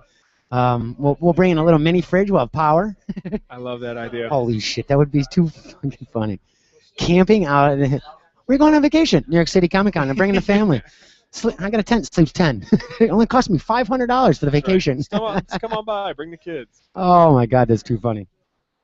Anyway, we're here at the Comic Depot, just inside Saratoga Springs at 514 Broadway to meet all your fanboy needs. Here for their Depot Day with guests Ron Marz, Nikkol Jelenic, Jeff Bellio, Richard Clark, Paul Harding, Dave Rodriguez from Skylanders. It's going well. Everybody's chit-chatting away. Big sales going on, talking. You can see a gentleman standing right here in front of Richard Clark's table as he's sketching away. We got any news? I got more news. Yeah, what do you got? I always got more news. Yeah, give me let's some see. more So news. here's something. We mentioned the other day on the pod that the Hobbit, Battle of Five Armies movie that's going to be coming out. There is a giant smog dragon toy action figure with a 22-inch wingspan coming from Bridge Direct this December. It's going to be $69.95. And in keeping with the Hobbit theme, I was at Walmart the other day. Now, do you remember the Rankin Bass animated Hobbit movie and Return of the King back in the 70s? Oh, I love that movie. Loved it. I have the calendars from back then. The Okay, original, yeah, there you and go, they man. They're worth some bucks. They're nice, yeah. Very cool. So there was those two movies that were put out, and Ralph Bakshi also put out a Lord of the Rings movie as well. And all three of those movies you can buy them at Target, Walmart, wherever. Mm-hmm. So not bad. $15 each, or they have them also selling them in a box set for like $32 and change. So, man, that's a freaking great deal. No kidding. And I love those movies. I mean, there's a part of me that loves these older movies more than the new movies. So that's kind of cool. Sorry. Technical difficulties. When I first saw that, what were the demons and the horses? Oh, the Black Riders. Yeah. Yeah. The Nazgul. When we were gonna see the live action versions, Yeah. that's all I really wanted to see. The Nazgul. I'm still more impressed with that animated version. Okay. The eeriness, Yeah, the it's soundtrack. Yeah, like you Real really creepy. get goosebumps and you're kind of scared from an animated show. Right. I didn't get that from this. Right. I figured they were gonna pull them right from the animation. And it's so visually Nope, driven right now. I We agree. haven't gotten squat. from that. Actually, definitely did a creepier version. Yeah, what were they? Were they the Black Riders? Were the Nazgul, or were they the Ringwraiths? The Ringwraiths, and then the Nazgul were the giant demon monsters. Joe says that's camping I can handle. Sweet. Sweet. Joe's in. Joe's in. Joe's in. We can get Paul too. We can maybe get a double booth. We figured We'll what do that. we're gonna do for New York City Comic Con. We're gonna go camping in New York City. We're gonna buy 2 booths and just put tents there and stay there. Are you actually gonna have a booth at Comic-Con? I'm having a booth with Unit 5, but No, we were but I'm talking. saying, like, right. the only way I would go to Comic-Con, because it's so congested and it could get a little overwhelming, is that, like You had in a the booth. middle of the showroom floor, you just have a booth, and I'm going to erect a tent and just... Yeah. Well, you don't need a tent because it's inside. Yeah, but I want to be You want private. private. Like, I don't want people to look at me. While he's Stay- doing things. I'm not the most gregarious of people at all You times. paint your Jackson Pollock Yeah. overnight. Why? I woke up. Why is it white inside now? It wasn't a white tent. No, but we were talking because the big cons are so congested Yeah. and they get tiring. I'm like, I would spend $500 just to have a booth. Not sell nothing, just enough of that space to sit, relax, have a Yeah. table, Yeah. and just chill out. There's a cooler in there. Yeah. You mean during the day? You don't mean at night. What are you talking about? We're just staying Well, there. there's also what are you the talking about? and We're then- gonna stay. I understand sleeping there is great because I mean, it's like $1,000 for a hotel. Yeah. So exactly. so Totally so get it. a family of 4. It cost me $500 for the tent. We're gonna have Joe sell. We figured, you know what? We got to show that we're gonna sell something. So we're gonna have 4 broken G1 transformers just on the table, honor system with a jar. Just pick it up, give us a couple bucks, and then Joe St. Pierre will come over and visit. We'll give him the booth. He can stay for free. Yep. We'll have a mini fridge. We're also You know, talking a about cot. doing a And time he can do some- fridge. and a he can- timeshare as well. Like Yeah. if somebody like wants it from Saturday from 3 to 5, Yeah. like come on in. $50, $20 And some, bucks. and some Schmitz beer in the fridge. Schmitz. I don't know if we can bring alcohol into the Schweppes. con though. Can we play Van Halen the whole time? Yeah, Oh, dude. 5150? Dude. Yeah, we could do that. But Oh, we- you ate one too. I didn't eat anything. What are you talking about? Wait, what'd you say? Oh, you ate you one went- too? I don't But how do you feel about the con? So we were saying that we How love do you feel about our inane idea of Yeah. camping out? and Kickstarter.com/Joe's Tents. Go over there and donate now. We were just talking about the expansion of the cons, Yeah. how hard it's been for the creators. As I was talking with Ron, saying, you're traveling so much. How do you have time to work? But you got to work because you're pushing the product that you have to be finishing. So it's kind of a catch-22. Later, Dave. So it gets hard where you're trying to juggle traveling and Absolutely. working. Yeah. And you're getting that as well, right? You're doing a lot more cons than years past. Yeah? I am, and I've tried it. I mean, I did a bunch of them in the beginning of the season, then I kind of stopped. Like I need to have my equipment, or get one of those Cintiq companions, and then I can go Oh, wherever. yeah. How much are those babies? $2,000, Oh, that's not too bad. 1,800. No, $2,000 it's for not. what? If I had to start traveling a little more, I would get one of those in a Wait, heartbeat. $2,000 for what? Cintiq companion. It's a PC, Oh, but okay. you can. It's a tablet, Yeah. but it's got that great drawing surface. Oh, okay. Mhm. Nice. Ooh, Joe said New York City booths are still available. Hey, all right. $500, you're in. Oh yeah. Yeah, I'm telling you, that would be the cheapest way to do it if they let us sleep overnight. I would sleep in that booth. I really would to stay there. I would not buy the Korean hot dogs though, because the Korean hot what was that? $20 for 2 hot dogs and a soda. It was crazy. How many did you put in your mouth at one time? I did not. Ra-da-da-da-da-da. I don't do the hot dog eating challenge. I can't put more than 4 at a time in my mouth. What? Why did it awful get quiet? I don't know. Is that with or without buns? I got more toy news. Next up. So was asking Paul though, with the big cons and the small cons, how many can you put in your mouth? No. Still got some toy news. I know you do. I did 51 in 2003. Hot dogs or cons? Hot dogs and buns. Whoa. I got to dip them in lemonade and dance around a lot. Though. You're Oh, kidding. nice. You're not serious. That's those What? when the damn show comes on, I get sick. Well, when they I start. dunk them in water It's and disgusting. Yeah, it it's is absolutely disgusting. ooh, I have yeah, that. I have that that's card. disgusting. What do you prefer as far as a con goer or as somebody in the industry? I mean, the big cons obviously offers a great panel, stuff like that. But Right. isn't it the smaller cons we like? Just Right. because you can navigate, you can have fun. You can if there's a creator or somebody you haven't seen, you can actually Right. talk to them and not have to worry about it. Yeah, I mean, for New York Comic Con and San Diego Comic Con, I get to go during the pro hours or Mhm. whatever. I don't know if actually San Diego does that, but yeah, I would rather interact with people I know and catch up with old friends and Mhm. things like that. I mean, we can do that in New York City, but yeah. even when you have fans wanting to talk to you, it's got to be hard because, I know some fans respect other people being there, and they're like, oh, I can't talk to you for too long. Right. And then you'll have a fan that's talking to you for an hour, and nobody else can talk to you. Right. But you have to, make do and give to the fans and let them talk. But That happens to the best of them, I suppose, and people who've been doing cons long enough know. how to regulate that? Yeah, well, I okay, don't know. thank you for talking with me. Move on. Yeah. Well, or they just get up and walk away. Yeah, from their own table? No. Yeah. That's What? mid conversation. What? That happens? Sure. You do that, Richard? Richard Clark does it. I Richard really? Clark did that to me. Have you seen that? Is that's a true story though? I mean, that does It's not. happen. Richard's shaking I think his it head. happens if you're sitting next to someone who can watch your booth. Yeah. Just, Okay. Just walk away. Okay. Okay. No, obviously the busier and keeps following you down the aisle. Now, obviously the bigger cons you make money and you're selling your wares and stuff like that. Yeah. Well, personally, at smaller cons is where I'm able to make my money. Okay. Yeah. Why the difference? Just because people can't see your booth, or there's so many people in the aisles? Right. Or?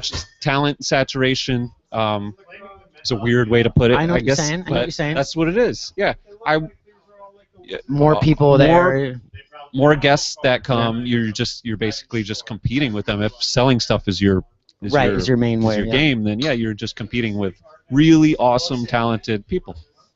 So, there you have it. Small cons are the way to go. And guys, there's a ton of them coming out. And like I was telling Ron, I'm like, he's saying his con season used to stop a little after November or a little after October. Now he's like, I just got invited to a Puerto Rico con 2 days before Christmas. Yeah. I'm like, Puerto Rico in the sun during Christmas? Go! Everybody scream margaritas for Christmas.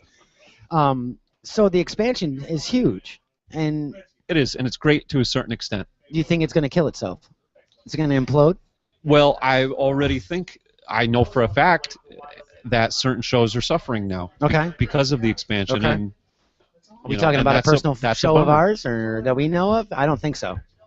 I just know that for sure. That weekend, because I talked with Cliff about that weekend. Yeah. We talking about November? No, this past one. Oh yeah. Where there was New York Comic Fest, Albany, Long Island, right, and New York. That was the craziest weekend probably. And John did very well that weekend, and he was very concerned, and I thought that was great. But right. the two other ones, even New York, and Long Island. Yeah, Long Island took a. And it was bad. Cliff said he talked with the guy from Long Island. He's like, "Hey, I apologize because they were a 2-day con." Right. And Cliff made sure he was only a 1-day con. It's like, I apologize. We'll juggle the dates. And the Long Island guy's like, "Wow, really? Thank you so much for calling." He goes, "I thought you were an ass, but no, it's cool." Yeah. He goes, "Dates are just so hard now. Weekends are so hard, especially in the spring through the fall. Tough." Yeah, you're being notioned. But we were just talking about the con expansion and just how many cons were going on. Oh, right. But John was worried about that particular weekend that had 4 cons going at once, and we did very well. Or I shouldn't say we, but the con did very well. But as Paul was saying, that we could end up seeing, and it has happened to some cons, that this expansion could start hurting other cons. Right. And possibly, I said this a couple weeks ago, that the new cons, now we can find out who the real players are. You see the guys coming in for the wrong reason and think they make the quick buck. Right. But are they going to make it a year or two? Yep. They're going to be in the wrong. They're going to in for the wrong reasons. So. It's true. There's going to be certain shows are going to suffer, and it's all about where they're located, I think. Oh yeah, and how that one puts one show on.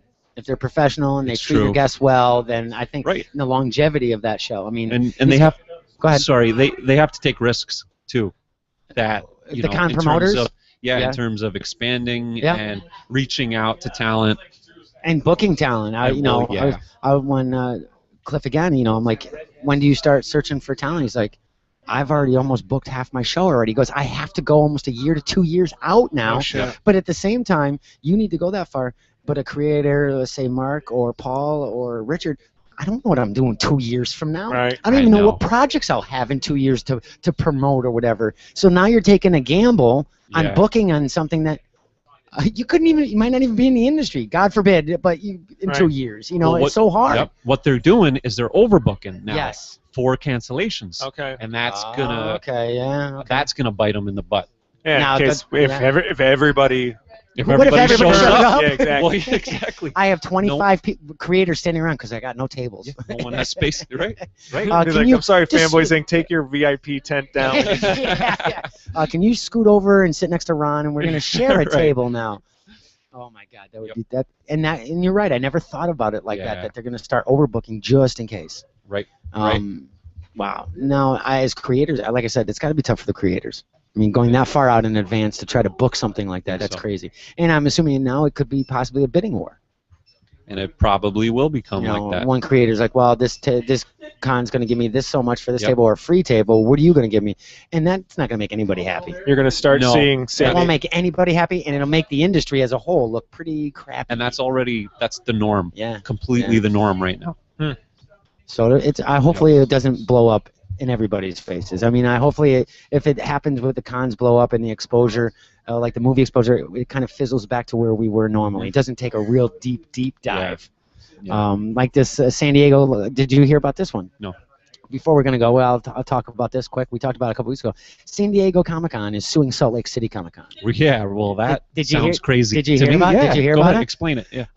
Well, during San Diego Con, Salt Lake City Con, about a block and a half away, drove over their sponsored R8, Audi R8. Ooh. Now, this is important. Plastered with everything that says Salt Lake City Con on it. No color yellow, their dates of their con, and parked it out there. For what reason? To capture the audience from San Diego. It's a great marketing move. Stephen Amell, who is the actor for Arrow, showed up. A couple other celebrities. They taken pictures with the car. They're promoting Salt Lake City. Well, San Diego feels, which is the dumbest thing I've ever heard coming from a marketing person myself in the business, they feel that the Salt Lake City car, which, once again, plastered with all Salt Lake City, does not have the Eye of Sauron on the hood of their car, saying that they caused brand confusion with their guests and cost them some money. It's a free country. I mean, give me a break. Right. I mean, we were talking about the exposure of overloading the cons and possibly giving our culture a bad name.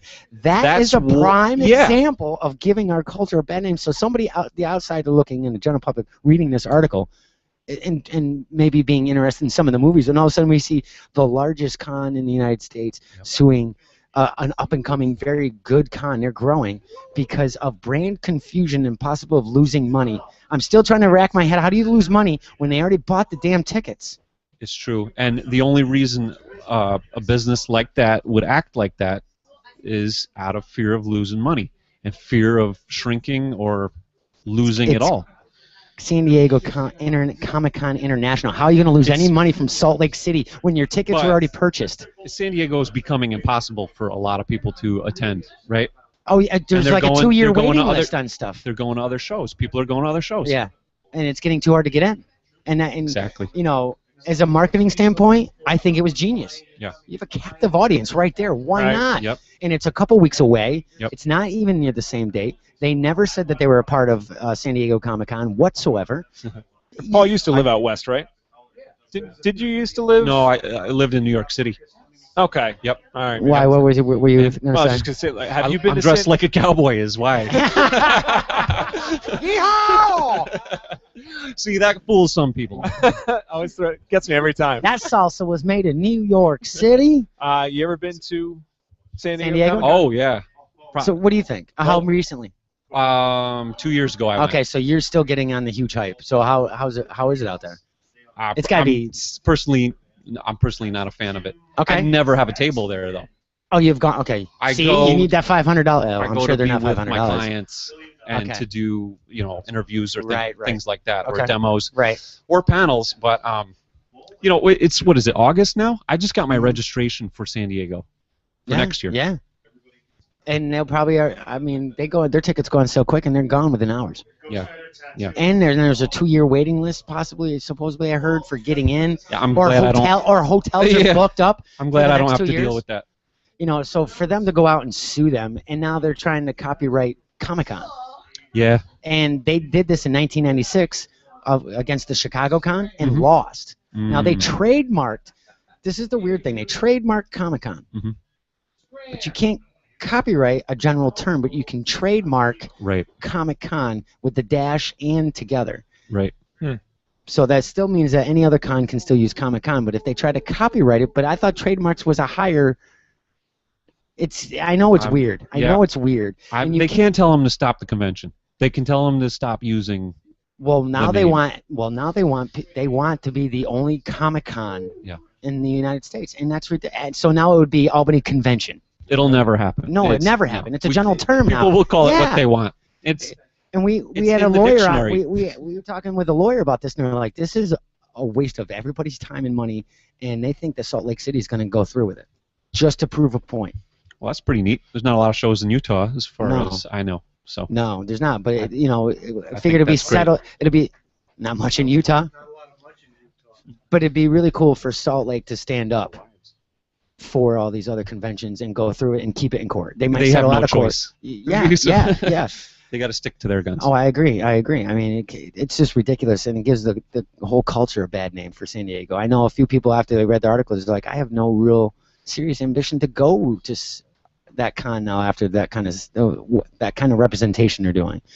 But I still would like to go eventually down there just to have the experience. I thought you've been. No, I've never Nope. been to San Diego. Yep. No, New York City's the biggest one we've gone to. Yeah. Well, as far as San Diego goes, just get your hotel like the Three years? day of. No, Why? because there's cancellations and okay. they don't actually So I'm gonna sell fly out. all the way out there with no hotel, no nothing. Fingers crossed. Do it, and you'll get, Hello. I'll be end up on a street somewhere. Yeah. Well, you just stay up all night and party, and Oh, cool. I'll sleep in my car, and I'll have Salt Lake City plastered all over it. There you go. See, I'll just. Great idea. You can't sue a fan. That's It's my right. personal car. Hey, do we know that guy standing over there? Do we know that guy? Joe, do we know that guy? Tom, what's up, bud? What's going on? hi, Tom. Hi, Tom. Tom's getting married, and he was doing wedding stuff today. Did you get your wedding stuff done? Shh, that's what he's doing. What'd you now. do? Shh, that's what he's doing now. Shh. Honey, I'm going to go to the flower store now. Why don't you go home and take a hot bubble Yeah, bath? then relax. I'm gonna go to the flower store. And he walks home with 3 sideshow figures. Oh, Here's our Tom. cake type. These are the cake toppers. If Nice. you buy all 3 of those, they come with those 3 beers in front of you. That's right. How does that sound? Sounds pretty terrific. Tom, you're a little Buy Tom, you're a little one, you can mellow have the today. beer. You're a little mellow today, Tom. That's because he's sober. Why are you staring at the beer, Tom? Wow. He's Why are you frowning. shaking? Why are you starting to sweat? You're starting to shake. Where's Pat today? Drunk. Did you guys break up? All right, that's good. I came last minute.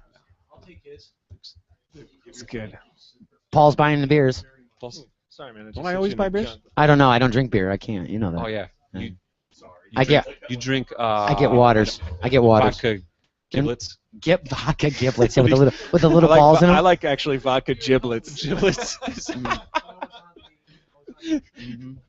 Am I saying it right, or are you saying That it was right? just You're saying it. Vodka gimlet. I can do it, but my body Gimlet. is With an M. allergic to Yeah. it. But Not with I'm turkey just Like fat in definitely, it? every now and then I'll Just so try happens that I it because enjoy every vodka 7 years your giblets. body changes. So every few years Oh, I'm like, hey, does it my work neck this just time? tensed up. Am I I not love gonna vodka die? gristle. So, but yeah, I break out really bad, almost like an asthma attack type deal. Yeah. With beer? Yeah. Ever since I came back from Romania, I don't know. I don't know what the correlation is. Have But you tried weekly shots of beer in your arm? yeah, that'll kill you. By the Okay. way, All right. that's yeah. Yeah. Could be. Who knows? What's Now, going on? We're joined by Tom DeCiccio. Paul wants to get off the pod real quick. He's like, hurry up. fine. Somebody else talking here.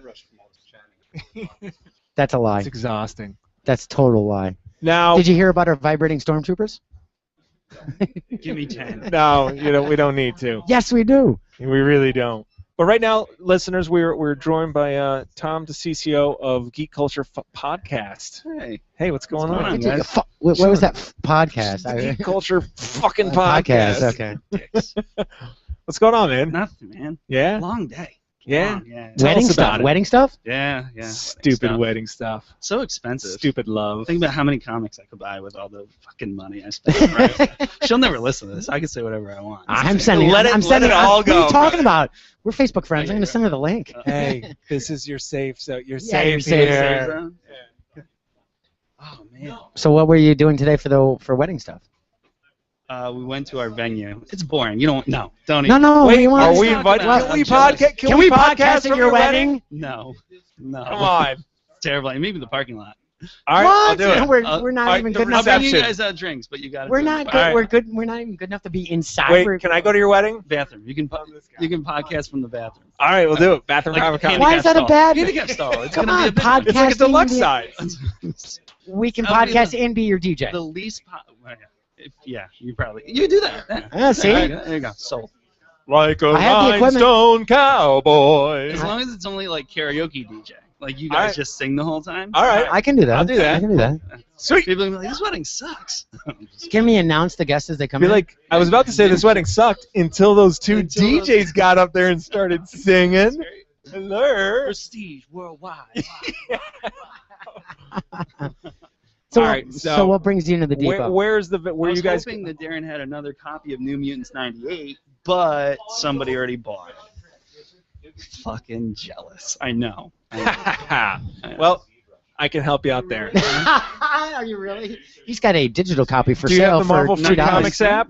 Yeah, I do. Well, There you go. I don't know if it's on there right now, but I downloaded in the past. And I'll sell it to you for New $2. Mutants I'll let 98. you read it for $1. Yeah, there you go. What a guy. There, give me the dollar first. You want to go paper, scissors, rocks, 2 out of 3 for $1? Did you say rock, paper, scissors, lizard, Spock? Yes, he did. Yes, he did. Paper, scissors, rocks, lizard, Lizard, Spock. You never heard that before? No. Yeah, That's amazing. Lizard, Spock. yeah. I love it. Come on, man. Man, What's- where how are do you you do during? the- Where I are don't you know. during Big I'm Bang pretty Theory? sure I can do Wasn't Spock. that Big What's Bang? Big Yeah. Bang, yeah, What's Sheldon. lizard? I know it's Spock. I'm going to assume Spock, this. I think lizard. Yeah, lizard. Get out of town. Yeah. Spock. The Spock pretty much Scissors. beats everything. Scissors, paper, rock, lizard. There's like a Spock. big thing like There's lizard a big- poison Spock. Yes, like yeah. Rock crushes, whatever. I don't Yeah. know. Huh. Rather than like the traditional Spock outcome of- wins everything, like paper used to. That's right. That's right. Paper, yeah. Incredible. Yeah, but there's an apocalypse up there. It's looking pretty hot right now. Very nice. Yeah. Apocalypse. Which one? X Factor 6. Oh, nice, Yeah. nice. So, Yeah, is that fourth your of wedding the- gift to yourself? No. I'll buy 98 for a wedding. I'm telling you, the sideshow toy thing that Paul was just saying, great cake toppers. Oh yeah.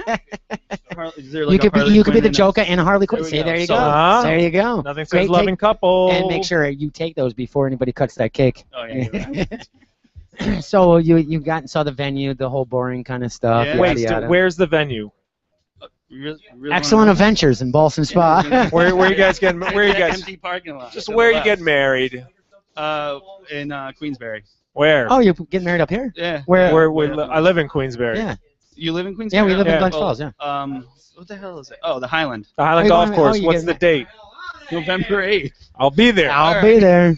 All right. Sounds good. When I come into the reception and I'm already half cocked, don't try and escort me out because it'll get ugly. It'll get. I can't believe I just gave my wedding date and address. Like, So, Incast What time? listeners, What time? I don't know. We'll find wedding out for time, you. normal wedding time. I Just know go the- with that. I know the It's like planning winner at overnight the at, Highland. like a con. If there's kids outside, like, There's our tent. We're gonna get the cosplayers to show up and That's a just like great camp idea. out. Yeah. Well, I know the event coordinator, so people, I will find out the time. Yeah. Honestly, everybody just show up at 6 p.m. and you'll probably okay. there you go. All right, sweet. Well, congratulations Yes, to you, pal. congratulations. Thanks, Did you see Guardians of the Galaxy yet, man? I did. What'd you think? I think it's getting a lot of hype. I think it's good. I don't Yeah. think it's bad. Yeah, I think it's getting a lot of hype, and I think the cutscene was fucking stupid. I didn't see the cutscene. What was the It was a cutscene? waste of my time. What was the cutscene? I don't want to ruin it for you. You mean? We've I already. don't want to. Oh, You mean the seen it? post-credit scene? Yeah. Oh, yeah. yeah. Terrible. Oh, it was Yeah, a well, waste of everybody's We've time. talked like the post-credit scenes, post-Avengers are all gags and goofs. Yeah, There's nothing to There's nothing integral. perpetuate the Yeah. story into Especially the next knowing one. that they're going to be doing a Like, I Guardians want- of the Galaxy 2, or even with Yeah, like- they announced that No. before the movie even released. Right. Yeah. Never. Yeah. Howard the Duck. He's Right. iconic. They couldn't For even get being the rights not to the funny. way he used to look either. So it's like, who the fuck is that? Right. What? All right, Grady. Yes, he was. It was a waste of my extra 15 minutes sitting there at the end of that. You're the only one that says so. They did that for you. Yeah, they did it for you, No, Lowell. we've already They did spoiled that for you. We've already spoiled on that. Yeah. Yeah. Oh, yeah. We, Howard the Duck was in the post-credit scene. Oh my yeah, god. It's Wow. terrible. It was a waste of a Now, you post-credit like scene. Groot the best, right? Yeah, I thought I didn't like I really like Batista. Drax. Yeah, I I thought love Drax Drax. was See? a great character. See? Didn't it feel like he was being forced? His jokes weren't as funny. I don't know. Yeah. You didn't like Drax? No. Is he? Somewhat. Now, yeah, the Drax now. Yeah. I thought he did a He's good a job. wrestler. I liked Yeah. his delivery. I think Nah. the lack of delivery made him funnier, though. Yeah. He Mumble. was very stupid, and that came off Yeah. perfectly. Well, that was it. Yeah. And how do you feel that his strength level? I figured he would have given Ronan a bigger fight, correct? Yeah. Yeah. Oh, John and I were talking about this too. The way that they portrayed Ronan when Quinn was dancing. Dumb. Fucking Stupid. But I mean, Like that wouldn't have happened. Like well, that's We didn't it. need that dance scene. But you know, it gave him the opportunity to use the old joke, you know, like Taryn, what are you doing? Oh, it's I'm distracted, but I'm doing an Earth dance. You know, oh how strange and unique your culture is. I will stand here for a few minutes. You know what they and be should have? mesmerized. You know what they should have done in that scene? A little hokey. Done the same thing with Indiana Jones. While I'm just gonna shoot you. I really have no time. Yeah, That's what yeah, you should have done. really hoping Queen first and last appearance, right there. Yeah. Yeah. But no, Drax. Soundtrack is still awesome. Drax for me was not the. Awesome Everybody X1. said Drax was like stole the movie. It was Groot. The Groot just showing his powers. For me, it was He the knows whole- two it was words now everybody. instead I of. think It's everything, stole all the of it. movie is a very like For me, it stole. I thought Strong. stole anything. Yeah, but from that movie. yeah, but everybody's saying Drax stole the movie, and that's Yeah. far none. I don't think at all. I don't- Yeah, he didn't, and he No. didn't. I think it was Groot for me. Just but I don't he had some touching. I don't really moments. see was it as cool. any one character was the standout for me. It was the meshing of all the I am characters that shocked worked. that when that movie came out that there weren't dancing Groot figures because literally I feel Yeah, like I know. why? I feel like, Like somebody out could in have front made of a lot Somebody Spencer. missed a huge Exactly. marketing. Somebody could have made a lot Yep. of money. Really Somebody at Marvel or Disney even wanted should one. get fired I for know. not making that. Yep. Yeah, That scene Yeah. was cut in at the end, like probably 2 months before they You think? finished Oh, right. the movie. You think? Guarantee it. Right. but still, We need more stupid dancing. no time. How long did it take you to do that? That standalone You know what this movie is as a missing? promotion. As I a, will say that might have been the Okay, best okay, part. yeah, like, yeah. The best like funny standout part of the movie. Right.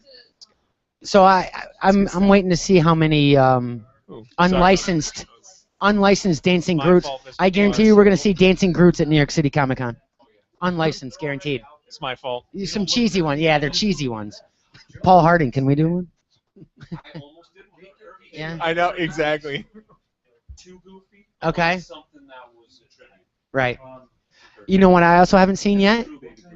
You also know what I haven't seen yet that I want that Joe and I are gonna do? Huh. You know those stupid wind socks you see at cars, at car lots? We're gonna do a Groot one. That's really brilliant. Come That's actually a on. good idea. That, I mean, It's a come legit on. good idea. Like if it doesn't have music, How many it's- cons would buy that? Are you kidding? Every con would buy 2 or 3 of those. Yeah. Come on. Yeah.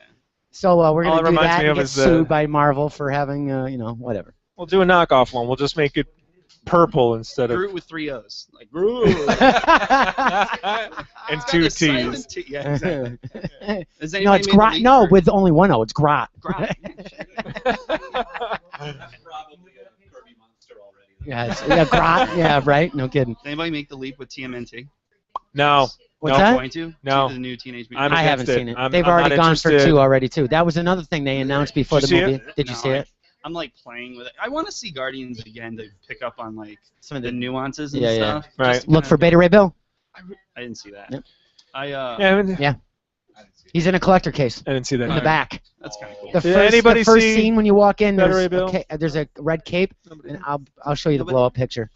CBR's got it on a blow up picture, really tight. The red cape, you can almost see the horse face a little, and then a little wing. That's cool. So, yeah, very It's cool. those little things that like Yeah. Yeah. like that's The gonna Easter be a eggs. cool one to own on Blu-ray when it comes out. Oh, there's going to be awesome extras on That that. was Yeah. fun. I mean, Yeah. I'm Yeah. not saying it was a bad movie. I just don't. It's not think the it- best. Like, You people think like, it's the "Best best? movie to date? I'm Okay. Like, you're stupid. Unfriend block report for being an asshole. I like Cap 2 better.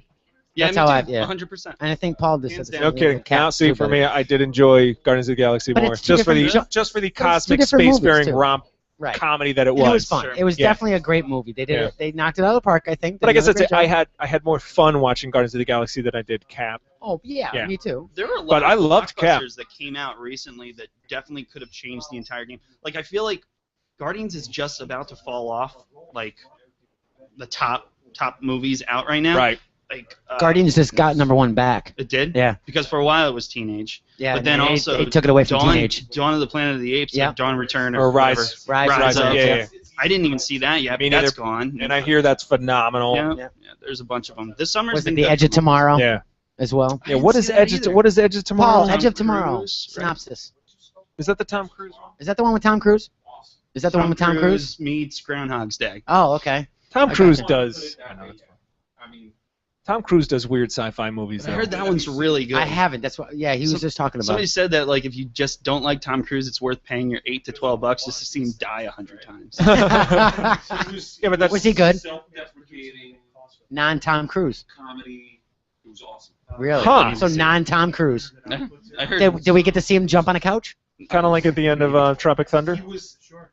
be a better cutscene than fucking whatever his name is. Howard the Duck. Yeah, right. You know how Bill Murray had to grow into being a mature person in Groundhog Day? Yes. Yeah. Well, it's similar with Tom Cruise. It's a learning experience on how It was not a to huge die. learning experience. He was not, the strong Tom Cruise-y, annoying person that people think of him. So he had to actually grow into that, Humble. which is and powerful. Nice. Huh. Okay. Interesting. I'll check it out. You can check that out on. I know I can get it on PlayStation 3 network. I'm assuming it's on your digital pay-per-view on cable or DirecTV.